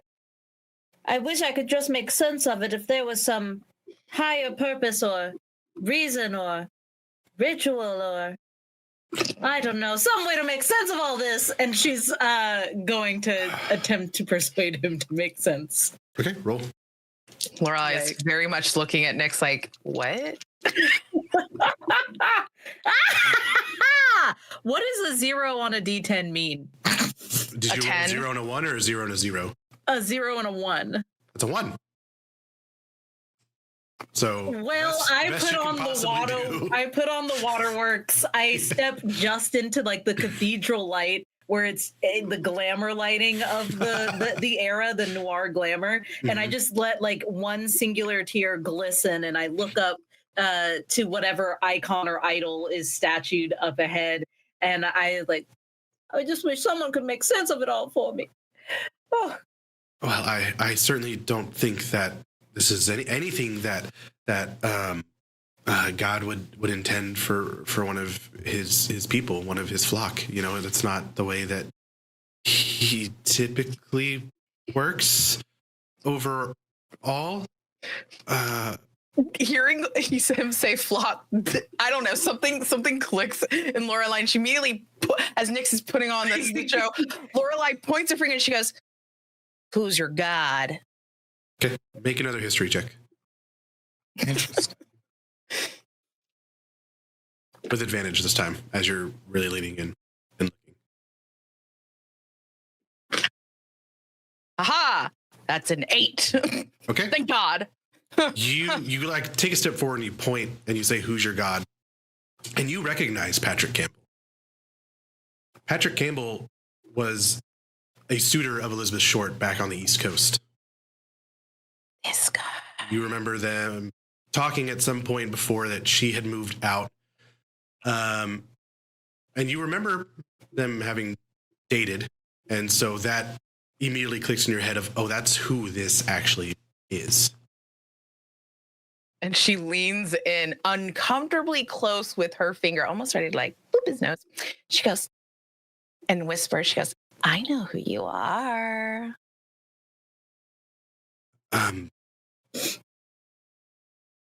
Look, she stopped sending letters, so I came out to check on her.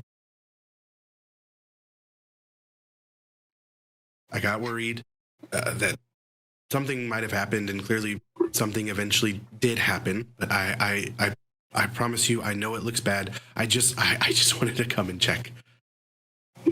Mm-hmm. Under the guise of religion, of all things. A lot of things are done under the guise of religion. It's Yeah, but not stalking a girl. And I say that as loud as possible. That way, if there is anyone in here, he's publicly shamed, because that's icky and gross. it's not. It's okay. I guess in a way, it is stalking. I just got concerned. We were sending letters back and forth, and then she stopped sending them, and so I wanted to make sure that she was. So you buy a rickety old building, come here and act like you are a pastor to do what exactly? It was truly just to make sure that she was okay. I don't know. It's a lot of dedication, buddy. Must have cost a lot of money for this church. Uh-huh. I don't know if I was fully planning on paying back the loan. Can I see if there are any of those little like shepherd crooks tattoos anywhere on him? Yeah, roll spot hidden. Okay. Then Adrian, you're outside. You roll spot hidden as well. Ooh, 23. Okay. Is that a big success for you? Yeah. It's a hard success. Yeah. Great. No. There are no tattoos at all on him. So then he seems like he's telling the truth. He's just super creepy. You know, I mean, Patrick, don't you think that if, things were, I remember you guys were dating and she didn't talk about you. And don't you think that if, she meant a lot to you, you would have followed her? I don't know. She wanted to come out here and be a star, and I just wanted to make sure that she was safe. I I understand how it sounds, and I know it's wrong, but I don't. Adrian, make that spot hidden for me in this moment. 53. 53? Okay. You see 2 black cars roll as fast as possible, slam on their brakes, and begin to go into, like, rush towards the front door of the church. Oh. Is there a back door? Mm-hmm. Yeah. Yeah, I think Adrian's gonna. Like, you were peeking around the corner, and then you come back from it. Basically. Yeah. I think Adrian's gonna run inside the church through the back door to try to make it to the rest of the gang before. You bust in, and that's when he's like, look, I saw her at the party that night, and she left with a couple other people that I didn't know what they were doing. It seemed wrong, so I went with them, and I kind of saw a little bit of what happened, but I don't know if they saw me or not. So you saw what happened, and you haven't told anyone yet? Hey guys. Adrian says, hey guys, as the front door of the church is kicked in, and you hear a shot ring out, and the Reverend slump over. Immediately, I go for my gun and I go to the doors. Okay. Do I see it? Are they shooting from the street? Are they right in front of the church? They're like coming into the front doors. Okay. So they're like the back of the church from you, essentially. Okay. I'm gonna go ahead and the altar. Damn. I'm gonna take a shot. Okay. Roll to see if you hit. Damn, I was about to sock this man. I think Adrian's gonna head to the Reverend to see if there's any medical stuff. Yeah, I was about to say, Chavez probably the closest at that point. Can I like stop the bleeding or like? You can roll first aid to see if you can help. Nix, what are you doing? I am going to. There's an altar in this building, right? Correct. I'm going to hide behind it. Okay. You have Also, I'm diving now behind a pew. As soon as I hear a shot, behind the pew with your pew pew. Exactly. Perfect. Pew pew pew. Perfect. Okay. Let's first do the 2 people who shot. What did you roll? Yes, I failed. Can I push it? Of course. Yeah. You can push it. With your pushing it, in the midst of you like freaking out and trying to go, you have the potential to shoot the Reverend.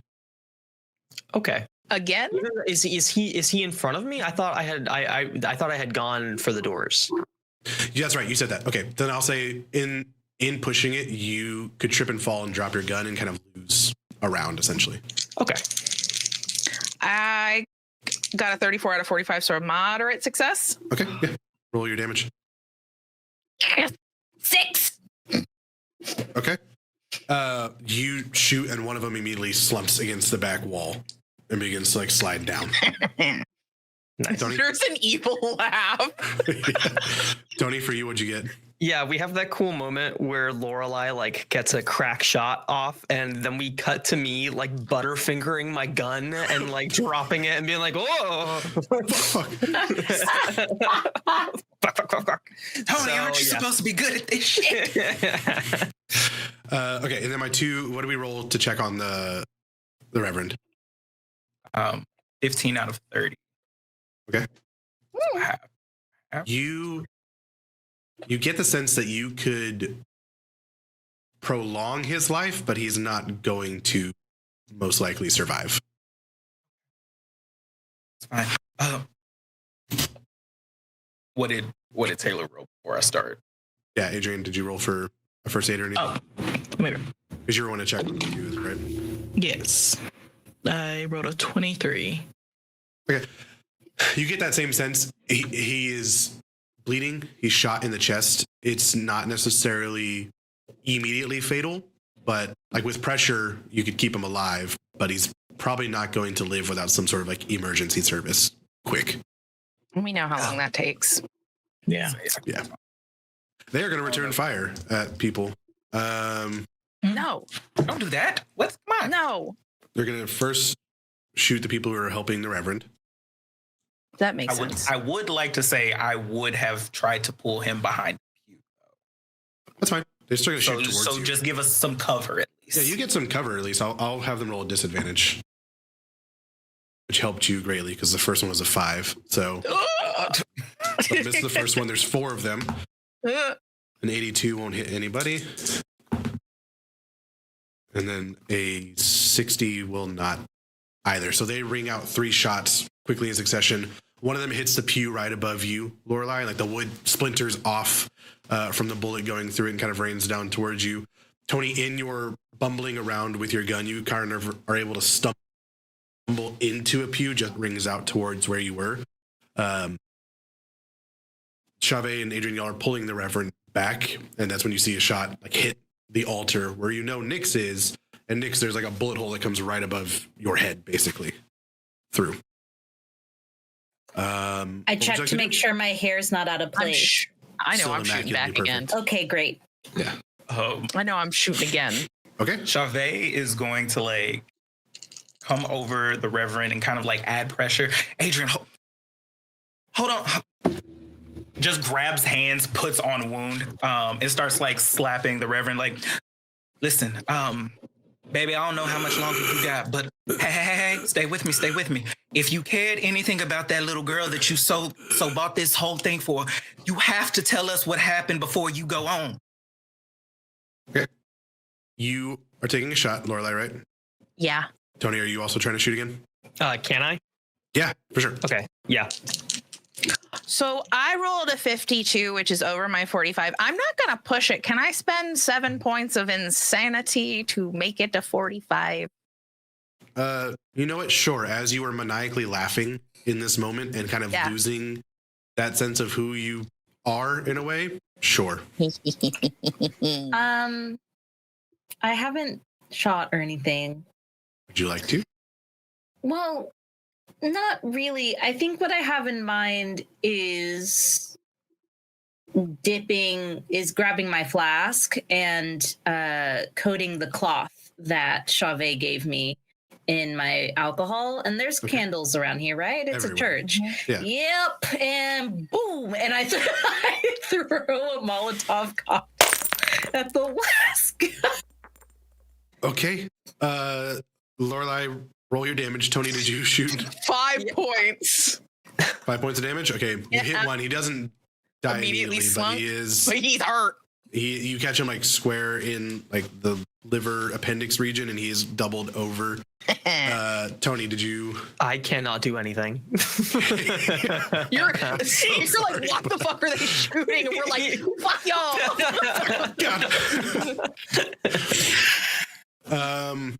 Okay, and then roll. God, what do you even roll for throwing something? I don't There's a know. throw. There's a throw skill. You want me to roll for it? Just to see if it goes exactly where you're aiming for. There is definitely a throw skill. That's a 20 for you. 20 is hard to do well. You got it. You're going to throw it. It just depends on if it goes where you're aiming. Where else could it go, Lux? Clunk, clunk, clunk. There's a lot of places in this church. It doesn't hit anything. Okay, I rolled it. I can't look. Oh, what have I done? I just fireballed in a room. Oh, wait. Okay, so 26. I'm going to spend 6 points to get to... Yeah. Yeah. Okay. Yeah. Oh, I don't have a lot lot of sanity left. Do I need to alert you when anything's only when you get to that 12? Woof. You're not at 12 yet. Yeah, but I'm not far. Okay, good to know. Yeah. Do you want some of my sanity? I'm not nervous at all. So, Lorelei has a shot ring out that hits the guy in the gut. Chavez, you're talking with the Reverend on the ground as you see his eyes catch the bottle flying through the air. And you look up and you see it going. And you just hear him like, it's her fiance. Her fiance? A huge fireball explodes from the back. Tony, make a sanity check for me. as you hear people screaming in fire. Oh. Oh, I realized I was muted. Oh. That is a failure, Lux. Okay. Oopsies. You feel the heat from the wave come out, and it is such a familiar heat to you. And you hear the sound of people who are covered in alcohol and currently lighting on fire and burning, and the screams that then mix with coughs as they can't breathe anymore because there's smoke and things filling up their lungs, coughing much like you cough now, but just stuck inside of a fire. And it takes you, I would say, probably a solid 10-15 seconds to really come out of that shockwave and back into reality. You're gonna go down. Yeah. Okay, not bad. Only 4 points of sanity lost. Okay. Yeah, I slide. I imagine that this whole time I've kind of had cover by the doors of the church. Mm-hmm. As the fire kind of explodes out, I just slowly slide down the door, down onto sitting down on the floor. I've got my gun between my knees, just sort of 50 yards staring in front of me as sweat starts beating down my forehead.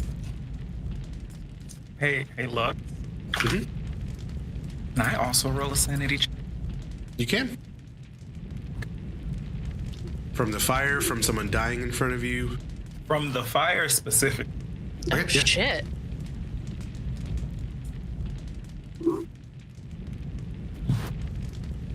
And what do I have to roll for You sanity? have to roll again? under whatever your sanity is. So my sanity is 65. You want to guess what I rolled? That's 69. 66. I did roll a 66. You've been told this whole time that everything that you love is going up in flames. And everything is going to burn. And this is the first time, really, you've been around people who've done arson cases, you've seen things like that, but this is the first time you've been in front of something immediately beginning to go up in flames.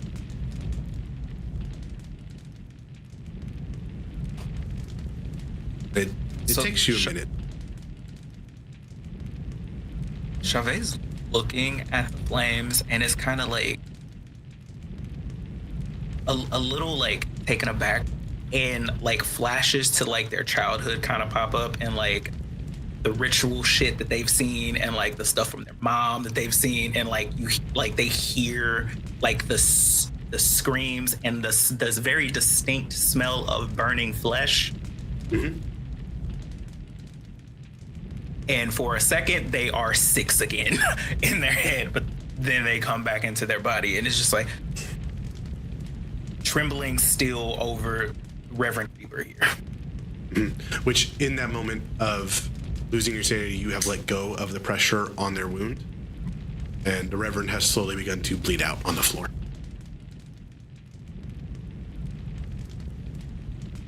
Who's not really a real reverend. More Fever, less of.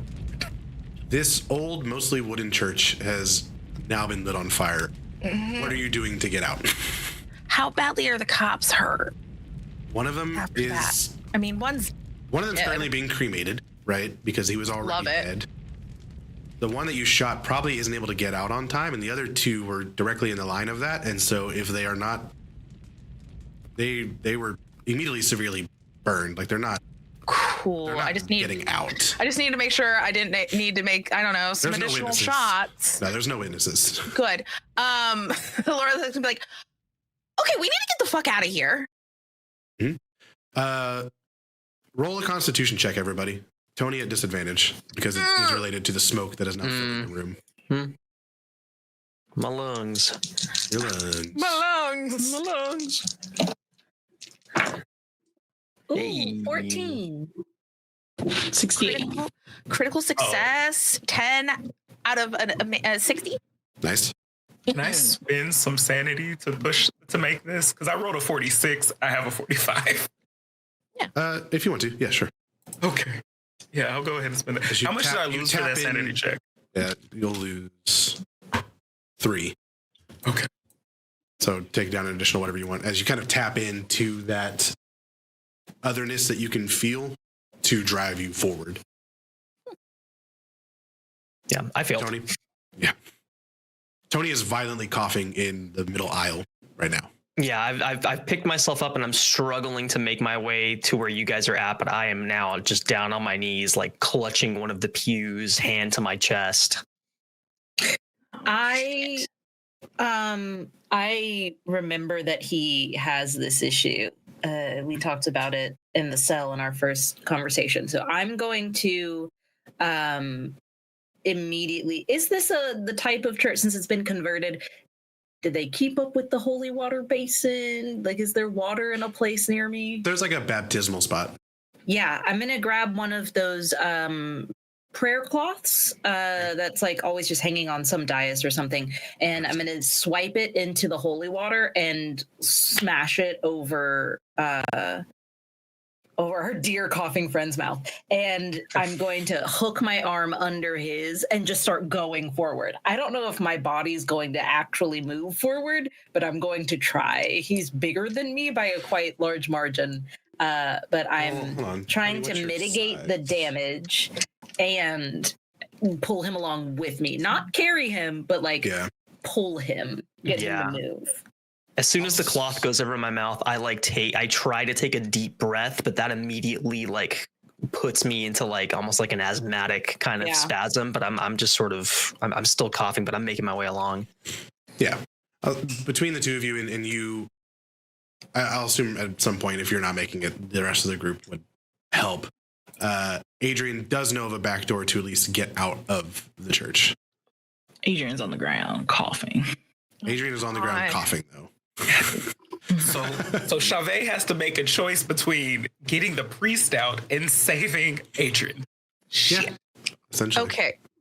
I think if you froze, because Lorelai is looking at everything happening, yelling for you guys, get the fuck out of here. She's gonna go, Chavez, leave the fucking body. He's dead. He's dead anyways. And at that moment, realizing that there is no life in this body anymore. Adrian, hey, we gotta go now. Get up, come on, and hoisting Adrian up.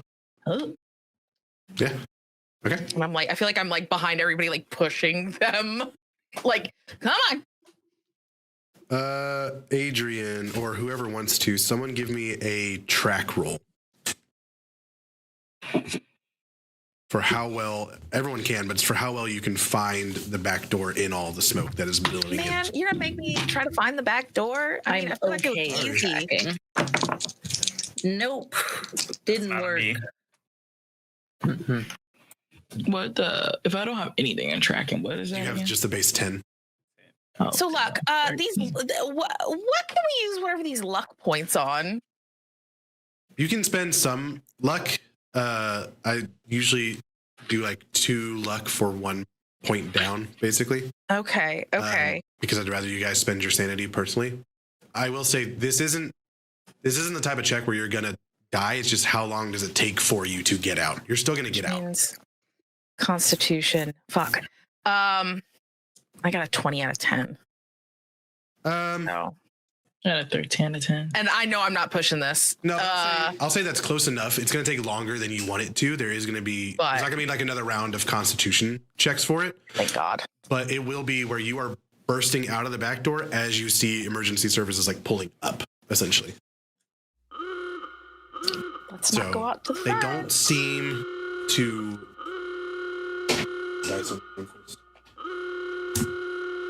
No, they don't. They don't seem to notice you at all, as they're focusing solely on the building that is engulfed in flame now. Yeah, we're not going that way. Are there woods or anything behind this church? It backs up towards a little bit of a wooded area that backs up towards the coast as well. To the woods. Now. Okay. You run into the woods. Absolutely. Leaving behind the sound of a crumbling building in on itself as you hear kind of that low rumble that comes out and feel like right as you get to the trees, a little bit of the dust kind of whoosh past you as it fully collapses in on itself, knowing that Reverend Campbell and several other bodies have been left inside to be found by the emergency services. He wasn't going to play it alone anyway, so I mean, like... So you're in the woods. We need to catch our breath. We need to catch our breath. Hidden, of course. Yeah. Enough in.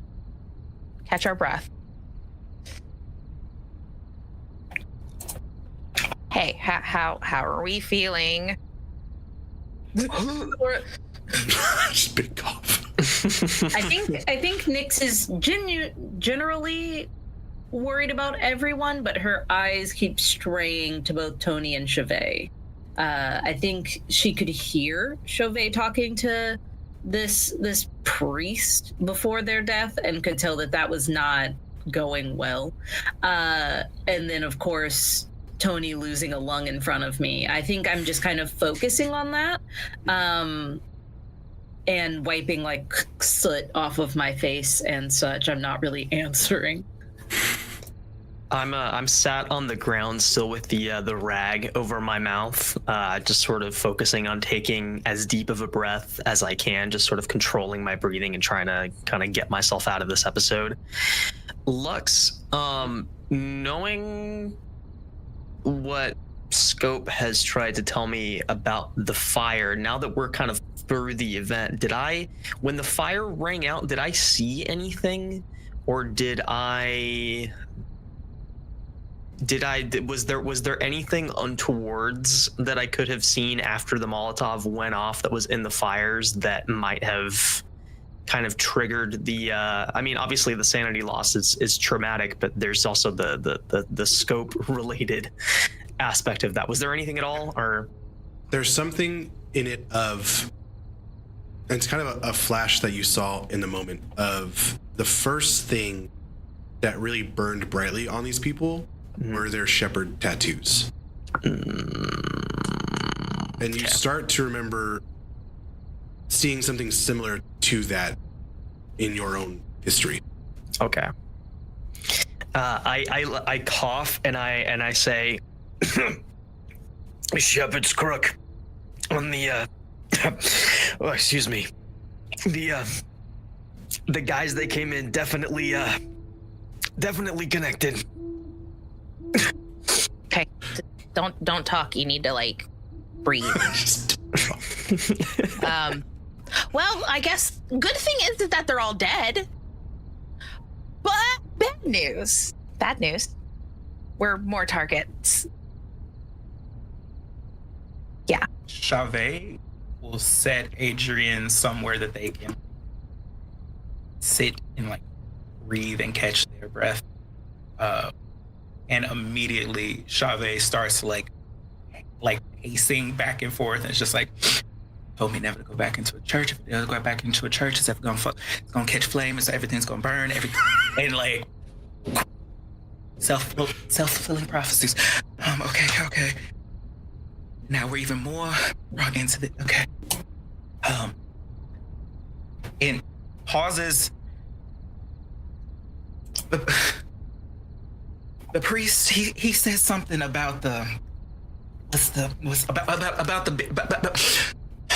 fiance, and he just wouldn't say anything else before he moved on. I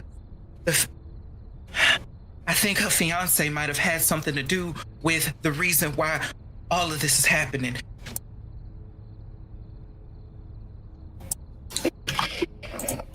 Okay, deep breaths. Okay, that is a later conversation.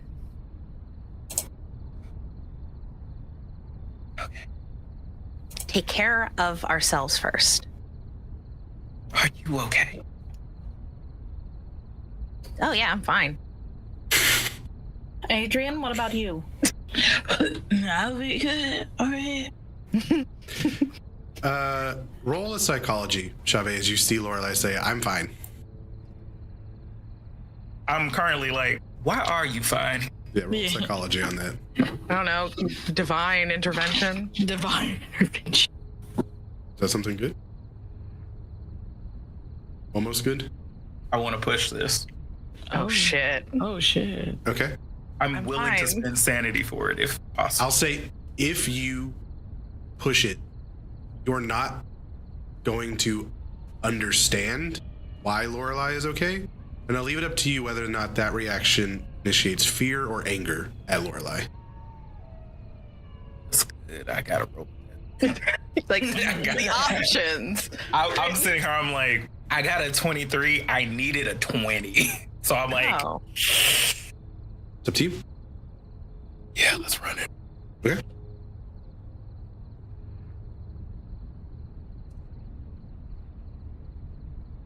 So, as Chavez is looking at Lorelai, all of us are in some type of a way of haggard, distressed, coughing up a lung. Why are you fine? Why is everything okay with you right now? Shouldn't you be a little bit more concerned? How are you okay? Honestly, I'm not sure. Yeah.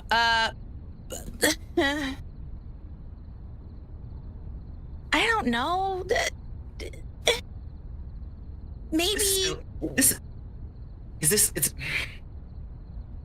You're having fun with this, aren't you? This is part of that whole I want to be a part of things shtick, isn't it? Okay. I do want to be a part of a secret society, and this has been the most interesting and exhilarating thing that Your has happened. best friend died, and this is exciting and exhilarating for you? Well, I'm obviously really upset about that. That's why I was actually gonna do something about the priest, but someone got to it before me. Well, he wasn't even a priest. She used to date him. But he wasn't that great. So, but this is like everything in the movies. This is everything. I mean, yes, it's real life, and yes, it's dangerous, but Lorelai. And Chavez turns you around and points towards the billow of smoke. Mhm. People have died. People are going to continue to die. This is not like those fucking movies that you enjoy so much or those books that are in that damn library. This is real, and people will continue to be hurt behind something that you so desperately want to be a part of. This is not a game. She'll sigh. but they were bad people. Was your best friend a bad person? No, But she died because of these people.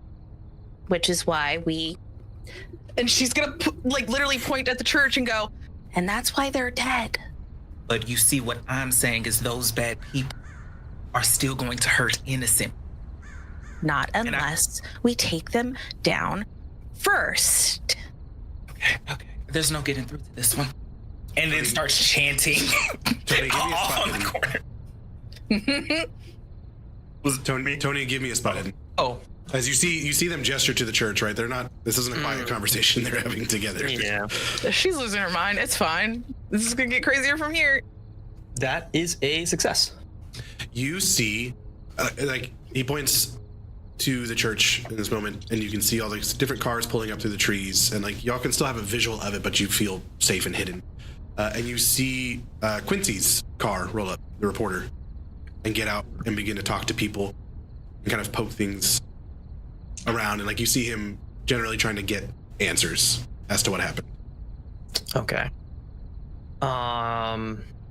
I'm gonna keep that information to myself. I just sort of glance over. I almost, as I'm kind of moving my head around too much and looking at things a little too closely, I almost start feeling like I'm gonna have to throw up.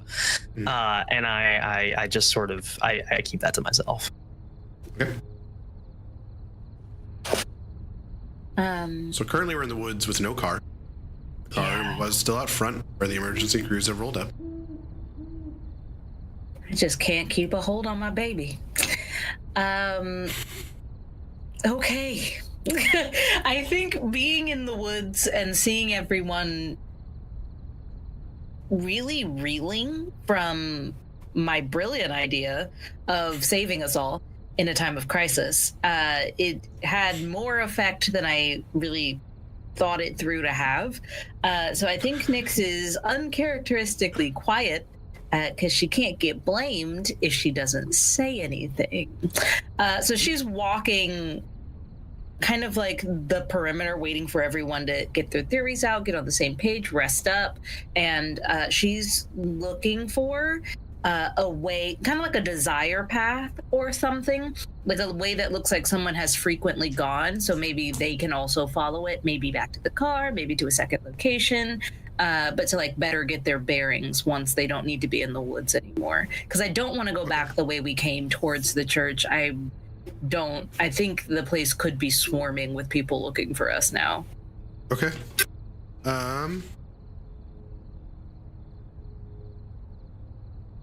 Yeah, you can roll a spot hidden, I guess. Okie dokie.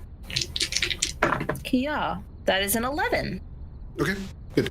Yeah, it takes you a second, but you can see that there is, like, the church itself is kind of halfway up a hill, in a sense.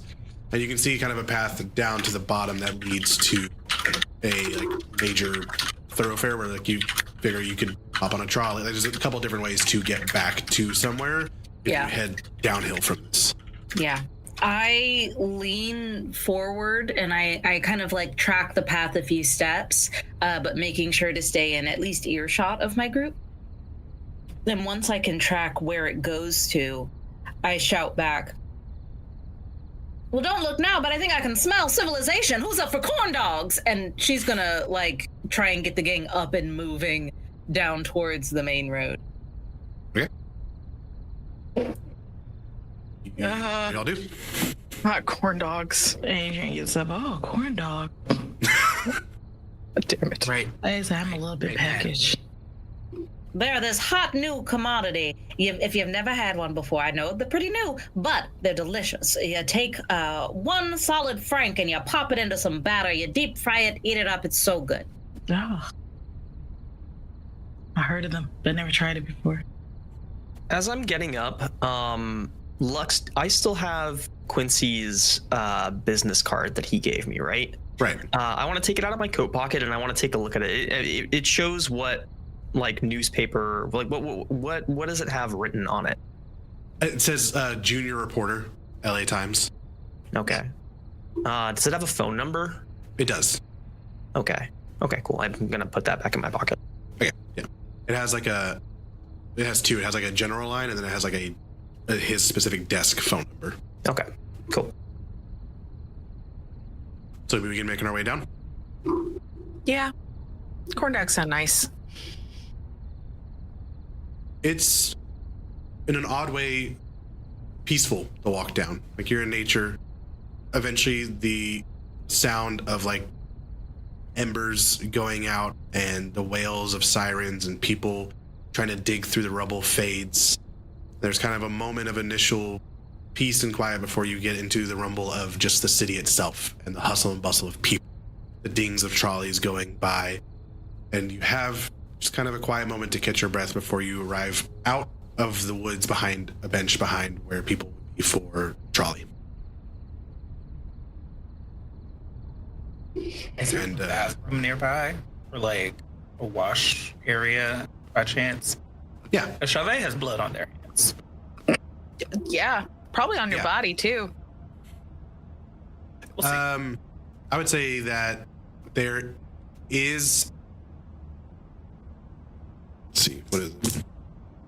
Yeah, there's a restaurant that you happen to know the owner of relatively nearby. Know them from both being in the food industry and in the fencing industry. What's my relationship with this person? It's like not quite competitors yet, because you're on such another side of the city that there's no there's no run into each other, so it's cordial, right? Good. Yeah. Okay.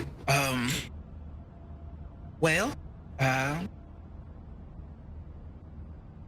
don't like to bring attention to us, but Adrian and myself do happen to have a decent amount of blood on us, and I think that would draw far more attention to us that we do not want right now. Like you said, we are even more suspects right now. I think if we head over here, I know of a friend of mine who would probably be able to help us out with this a little. Yeah, we already have people looking for us. And we smell like a barbecue. Yes, we do. So if you can follow me, and Chavez is going to take them to the back of the establishment, and not with their hands, but give it like a kick, like 2 kicks with their heel, and then elbow the top of the door. Okay. And the person who runs this is Nina's coffee shop. Nina opens the door. Oh, been busy? Sadly, my dear. Can you help? Washroom's upstairs. Come on. Thank you. And don't ask too many slowly lets you questions. in. Gets a pot of coffee going. Upstairs, there is a space where you can see people would be like playing poker. So there's a table to sit down, and there is like a full, almost like a studio bedroom there that has a sink, it has a shower, things like that, where you can do what you need to clean off. And eventually she brings up some coffee, some baked goods, things like that to kind of set down on the poker table. I don't have anybody expected to be here for a few hours, so take your time. Thank you, Nina. I would just say, be careful with who you do business with currently. There's people who might be out for you just as much as they are out for us. I always stay ready. Now, with that being said, do I know if Nina also works with the mayor? To your recollection, no. It's one of those things where they're like a little bit behind you in the career path that you both have. So Fair. Not quite like to the level to be working with the mayor yet. Just one. Yeah. Okay. After Chavez has wiped off all of this minutia. Okay, so what are our next plans? Well, you know that sweet girl, that poor girl's coming to your bakery tomorrow. We could just ask her about her fiance. We could ask if she's surprised to be pregnant. I don't know how you delicately ask a woman if you just woke up one day and felt a little virginal Mary, but we could slide the question by her, see what her expression looks like. We have a lot of questions and no answers, and Mayor's daughter's our best bet. If she's still alive come tomorrow. Why It's wouldn't she be true. alive by tomorrow? You know her daddy's going to keep her alive till at least the wedding, which is 48 hours from now. 24 is way less than 48. I know that from the one book I read. Well, darling, it's the simple fact that the last time we had a conversation with somebody walked in and killed them. So, if they think that the daughter may be coming to speak to us to clear our names or make sure that she does not die within 48 hours, then there's a possibility that she may die soon. You know what? What if we just didn't let that happen? That's what I'm thinking. I'm on the level. Listen here. What if we get that back door of yours to get my car pulled up to the back of it, and when she shows up, usher her straight out the back, quicker than you can shake a stick, and then we're off into the sunset for a nice cruise. They can't catch us if we're cruising, not with me at the steering wheel. One problem with that, your car is back there. Oh, It's for gonna now. be impounded. Oh, no, my team wouldn't let that happen to me, not to my baby. I mean, it got impounded before, and that's how we currently got it. But that was a different time, fellas. Listen here. I can call my team. They'll get right on it. Nina, can we borrow a phone, please, Doc? Yeah. And it has to be wired still, so she'll bring it kind of halfway up, and that's like the extent. It's like halfway. As she walks up with it, I just take it and start dialing the number. Remind me, because it's been since our very first session that I've interacted with this person. My right hand man who works down at the speakeasy at the Dish. Is it Johnny? Yes. Okay, I thought so. I just wanted to make sure. I called Johnny, which means I'm calling the Dish, because he goes in early for inventory to get things ready for open. I call Johnny and I go, "Listen, Johnny, my car's at the church. Go grab it for me, will ya?" And then I'm like, "Oh shit, my car is where the church used to be. If just follow the smoke, boy, okay? Bring it round to the bakery tomorrow. Have it ready for me. Make sure it's full of gas, and don't touch my stash under that driver's seat. You hear me? Not again." Yes, ma'am. Yes, that was a one-time deal. I apologize. And you kind of like hear a muffle, and you hear kind of a couple of shouts. I got people on it. Thanks, Johnny. You're the sweetest. You're a real gem. And then I hang up by like slamming it back onto the girl's hands who's like holding the phone.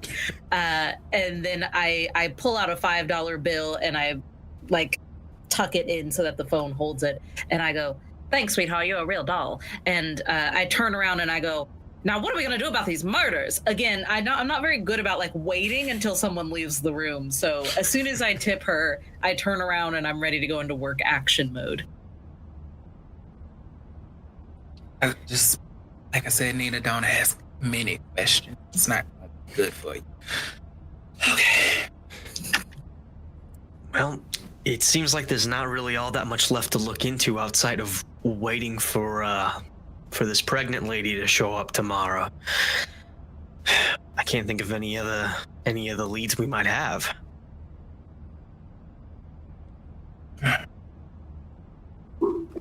Back. Let's take it back a little bit. I know we've talked about the mayor's daughter potentially being murdered. They're not going to do that. She has to get married. She has to have the baby. If anyone's going to be doing the murdering of her, it would probably be us, not the other people. Why would we murder the mayor's daughter? What reason would we have? I don't know. I wouldn't do it.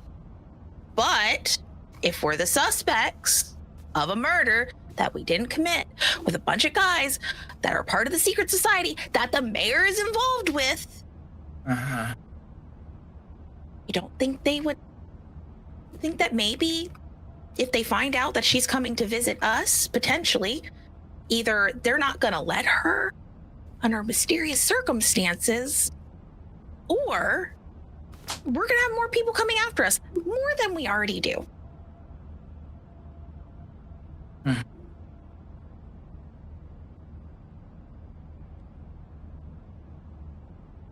Unless, of course, we just go to the mayor's, wherever the daughter is, wherever she lives, and just... idea at all. I don't think that's smart at all. I don't think there's a single reason why we should even take ourselves over to the mayor's mansion and cause any hullabaloo over there.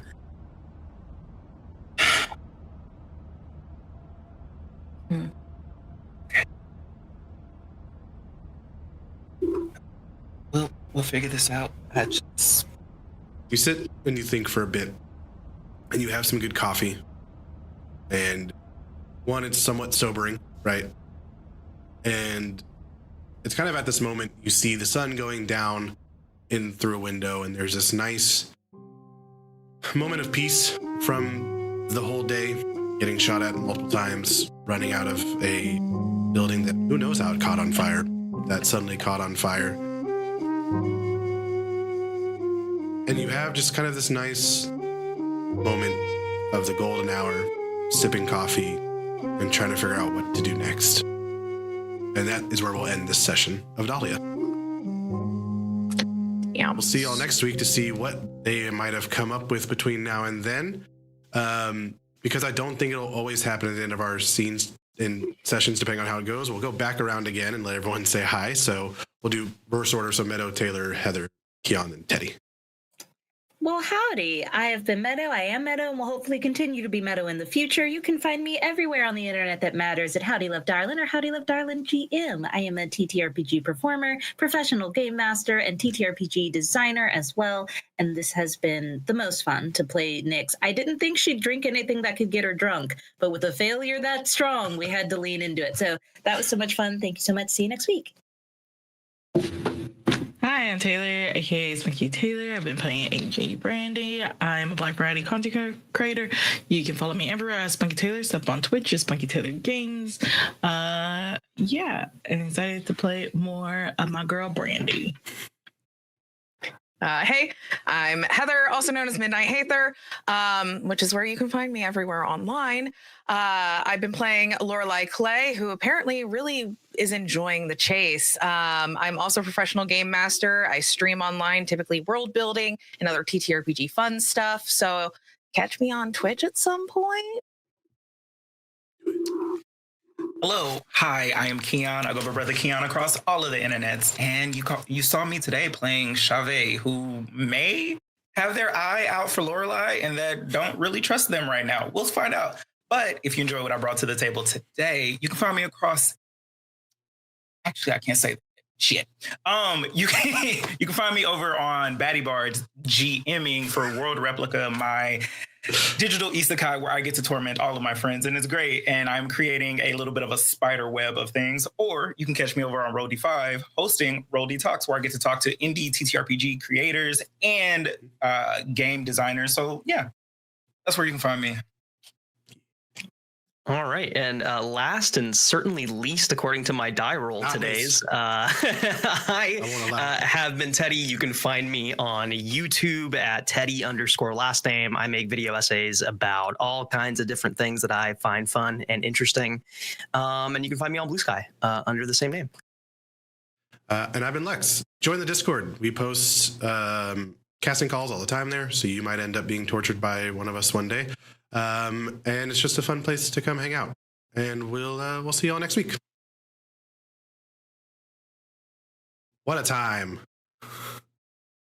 What a time. Thank you for joining us today. Dahlia is played using the Call of Cthulhu system. The players are Heather, Meadow, Keon, and Taylor. The Ferryman is Lux. Editing by David Robles and Eli Gallagher. We hope you enjoyed the drama, laughter, and chaos as much as we did. If you had a blast, don't forget to share the love and tell your friends. Until next time, keep searching for the rainbow.